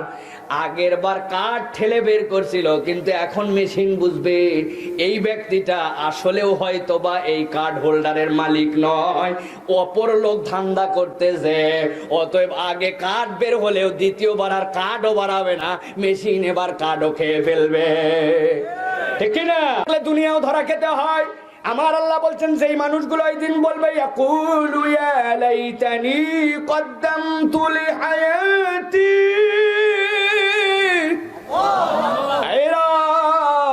দুনিয়ার থেকে আমরা যদি কিছু কামাই করে আসতে পারতাম।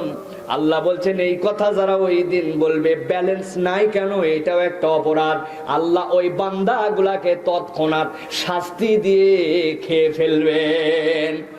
আল্লাহর শাস্তি আমাদের অনেকের ধারণা একটু হালকা, তাই না ভাই? দুনিয়ার সাথে মিলাই ফেলছে আমরা আল্লাহর শাস্তিরে। চিন্তা করছি দুনিয়াতেও আমাদের জন্য আযাব হয়, দুনিয়াতেও আগুন দিয়ে অনেক সময় পুড়ে যায়, দুনিয়াতেও গরম পানি অনেক সময় লাগে। অতএব আল্লাহর আযাব আর দুনিয়ার আযাব মনে হয় প্রায় একই রকম, তাই সাবধান হন। দুনিয়ার আযাবের প্যাটার্নের কারণে অনেক সময় আযাব ভিন্ন রকম হয়ে যায়। কেমন করে দেখেন তো, আপনার এলাকায় একটা ছেলে সামাজিক একটা অপরাধ করছে, যদি কেস কামারি হয় কোর্টে যায় তাইলে পিতামাতার অবস্থা খারাপ। চেয়ারম্যান সাহেব বলছে সামাজিক বিচার হবে, মানে নিতে হবে, কিন্তু যা বিচার বলছে ঠিক আছে বাবা, তাও কেট কাছারি জেল যদি হয়ে যায়, জীবনে সরকারি চাকরি আর পাবে না, ফৌজদারিতে একবার যদি দণ্ডবিধির মধ্যে পড়ে যায়, আপনারা বিচার করে দেন। বিচার করছে চেয়ারম্যান সাহেব সহ সবাই মিলে গ্রামের। শীতের দিনে সকাল ১০টা থেকে দুপুর ১টা পর্যন্ত ৩ ঘন্টা ওরে পানির মধ্যে, গলা পানির মধ্যে চুবায় রাখতে হবে। বলেন তো ভাই, পুকুরের যে পানি সকালবেলা কনকনা শীত, গলার মধ্যে ডুবাইয়া যদি রাখে পা পর্যন্ত, ওই ব্যক্তির কি হাড় কাঁপা কাঁপি উঠবে কিনা? আরে কথা বলেন, উঠবে কিনা? এখন তার তো সাঙ্গপাঙ্গ বন্ধুরা আছে, চিন্তা করছে 3 ঘন্টায় বেচারি এমনি কাশির রুগী, আবার নিউমোনিয়া আছে, তো মরেও যাইতে পারে, কেমনে এই শাস্তি কমানো যায়? সবার কাছে ঘোরাঘুরি করছে, ঘুরে টুরে দৌড়া এসে বন্ধুরে বলছে, দোস্ত তোর বন্ধু বলে আমাদের কথা, আমরা তোর জন্য হিসাব কিতাব মিলাই নিয়ে আসছি। কি মিলাই আনছিস? কয় তোর ওই 3 ঘন্টার শাস্তি কমে মাত্র 15 মিনিট। কয় মিনিট? মাত্র 15 মিনিট। কোনো চিন্তা করিস না তুই। কই বাবা এই না হলো বন্ধু, কিন্তু কয় দোস্ত অল্প একটু খালি সিস্টেম চেঞ্জ হয়েছে। কি? কয় তোর তো গলা পর্যন্ত পানি নিচে থাকার কথা ছিল, মাথা উপরে, কিন্তু এরা সবাই মিলে 15 মিনিট রাজি হয়েছে, এখন সিস্টেম চেঞ্জ, তোর বডিটা উপরে তুলে দিবে, মাথাটা মাত্র 15 মিনিট পানির নিচে। রাজি? আর উপরে আমরা কম্বল পেঁচাই দিব, মোটা মোটা চাদর দিব, তাও রাজি না। তুই খালি 15 মিনিট কাল্লাটা পানির নিচে নিতে রাজি? কয় একজনের বিচার হয়েছে। কি বিচার? কয় তোর জন্য 3 মাসের সশ্রম কারাদণ্ড। ওরে বাবা। আরেকবার বলছে তবে একটা মুক্তির বুদ্ধি পাইছে আমরা। ওরা বলছে 3 মাস লাগবে না, মাত্র 3 ঘন্টা, তোরে উল্টা করে টাঙ্গায় দিবে, 4 জন দাঙ্গাবাজ ইচ্ছা মতো তোর পিটাবে। কই ওরে বাবা, 3 বছর রাজি, জীবনই থাকবে না, ঠিক না? আমার আল্লাহ রাব্বুল আমিন বলছেন, খেয়াল করেন, ফায়াউমাইযিল লা ইউআযযিবু আযাবাহু আহাদ ওয়া লা ইউসিকু ওয়াসাকাহু আহাদ। আমার আল্লাহ রাব্বুল আমিন বলছেন, ও দুনিয়ার মানুষ, দুনিয়ার থেকে যদি পরকালের জন্য তুই কামাই করে না যাস, ওই দিন যাওয়ার পরে যদি আল্লাহকে বলিস, আল্লাহ আমি যদি কামাই করে আসতাম বড় ভালো হতো, এই ধরনের কোন কথা শোনার সাথে সাথে আমার আল্লাহ ওই বান্দার উপর এত বিরক্ত, এত শাস্তি দিবেন। আল্লাহ বলছেন, আমি যেরকম শাস্তি দিতে পারি বান্দা তুই কল্পনার মধ্যেও নিতে পারবে না। আল্লাহর আযাবকে সহ্য করার ক্ষমতা আমাদের আছে। এখন যদি কেউ আমরা মনে করি যে যাক অপরাধ করি এই কিছুদিন একটুখানি আযাব টাজাব খাইয়ে তারপরে আবার জান্নাতে যাবানি, এরকম আল্লাহর আযাব 1 মুহূর্তের জন্য আমরা সহ্য করতে পারবো? হ্যাঁ, সম্ভব? কোনোভাবেই সম্ভব না প্রিয় ভাইয়েরা। কঠিন ব্যাপার এইটা, কঠিন। এই বুঝটাই মাথার থেকে ফেলে দেন যে কিছু অপরাধের জন্য কিছুদিন জাহান্নামে যায় আবার জান্নাতে যাব না। আল্লাহর ওই আযাব কষ্ট 1 সেকেন্ডের মতো সহ্য করার আমাদের ক্ষমতা নাই। সেই আল্লাহর কাছে সব সময় আমাদেরকে পানা চাইতে হবে এবং ওই পরকালের জন্য আমাদেরকে কিছু অ্যাকাউন্টে ব্যালেন্স পাঠাতে হবে। আমি একটা আমলের কথা খালি আপনাদের কাছে বলি, যেই আমল আমাদের জন্য সুন্দর করে হচ্ছে না, সেইটা হচ্ছে বাবা ওই যে বলছিলাম আল্লাহর কৃতজ্ঞ বান্দা হতে হবে আমাদেরকে, যে আল্লাহ আমাদেরকে এখন পর্যন্ত সুস্থ রেখেছেন। এক মুরব্বির কাছে বলেছে যে বাবাজি বলেন তো সিজদায় যে তাসবিহ পড়েন, এই সিজদার তাসবির অর্থ জানেন? বলছে না বাবা জানি না। বলে আমি বলে দেই তাহলে আপনি শুনেন। বলে হ্যাঁ বলো। বললাম সিজদার তাসবিহ হচ্ছে সুবহানা রাব্বিয়াল আ'লা। মুরব্বী অর্থ বলার আগে থামায় দিছে ওই ছেলেকে, থামায় বলছে বাবা এটা আবার সিজদার তাসবিহ কবে থেকে হলো? বুঝছেন? বলে কেন, এটাই তো সিজদার তাসবিহ কমন। বলছে আমার তো এটা জানা ছিল না, আমাদের অঞ্চলে আমরা পড়ি সুবহানাল আলা সুবহানাল আলা সুবহানাল আলা, এটা যে সুবহানা রাব্বিয়াল আ'লা এটাই তো জানি না, আমরা জানি সুবহানাল আলা। এই যে রকেট বেগে সিজদা দিচ্ছেন, এই সিজদা দেওয়ার কারণই তো হচ্ছে তাসবিহ সংক্ষেপ বলতে পারেন। আপনি সিজদায় গেছেন সুবহানাল্লাহ সুবহানাল্লাহ সুবহানাল্লাহ, এটাতে লাগে আপনার 1.5 সেকেন্ড। কিন্তু একটা লোক সুন্দর করে যদি সুবহানা রাব্বিয়াল আ'লা সুবহানা রাব্বিয়াল আ'লা সুবহানা রাব্বিয়াল আ'লা এ বলতে তো তার 6, 7, 10 সেকেন্ড লাগে, ঠিক কি না? কবে আমরা এই নামাজটা সুন্দর করব ভাই? কবে? মরে যাওয়ার পর? না এখনই? তাহলে আমরা করি না কেন? রুকুর থেকে উঠে দাঁড়ায় আমরা একটুখানি কেন সময় নিয়ে পড়ি না রব্বানা লাকাল হামদ হামদান কাসীরান তাইয়িবান মুবারাকান ফি? এইটুক পড়লে তো অটোমেটিক 6-7 সেকেন্ড 7 সেকেন্ড দাঁড়ায় থাকা লাগে। তাহলে তার চিন্তা করা লাগে না যে রুকুর থেকে উঠিয়া সোজা হইয়া দাঁড়াইতে হইবে, এটা বলাই লাগে না। আরে দাঁড়ায় না দাঁড়ায় উপায় কি তোর? তুই রুকুর থেকে সামি আল্লাহু লিমান হামিদা বলে রব্বানা লাকাল হামদ এরকম করে তো যাওয়া যাচ্ছে না। আরে দাঁড়ানাই তো লাগবে আপনার, ঠিক কি না? কবে ঠিক এই পর্যন্ত নিজেদের প্র্যাকটিসে নাই। সিজদা, 2 সিজদার মধ্যে আল্লাহুম্মা গফিরলি ওয়ারহামনি ওয়াআফিনি, কত দোয়া জীবনেও করলেন না আপনি। হলো ভাই মুরব্বি বাবা, আপনি তো কত কিছু জানেন তাই না? কত বাহাদুরি গল্প করেন। আমার বাপ 120 বছরে মরে গেছে, চোখে চশমা লাগে নাই, কানে এমনি শুনতো, কল ঝুকায় অজু করতো। রে গর্বের গর্ব। একজনের সাথে দেখা হয়েছে, নাম বলে দিয়েছেন একবারে, চাচা আপনি এখনো আমার নাম মনে রাখছেন? এটা আমাদের বংশের ব্যাপার, একবার দেখলে 20 বছর ভুলি না। কি পাওয়ার! উনারে বলছেন চাচা আপনার কোরআন শরীফের সূরা কয়টা মুখস্থ? এটা নতুন সূরা মুখস্থ করে বাবা বয়স হয়ে গেছে আর ঠিকঠাক মতো পারা যায় না, ও যে কয়টা আছে কয়টাতে পার করে দিই। উনি ওই যে ইন্না আতাইনা আর কুল হু আল্লাহ, এর বাইরে আর কিচ্ছু মুখস্থ করেন। হলো সানার অর্থ জানে না, দোয়া জানে না, তাসবিহ জানে না। কতদিন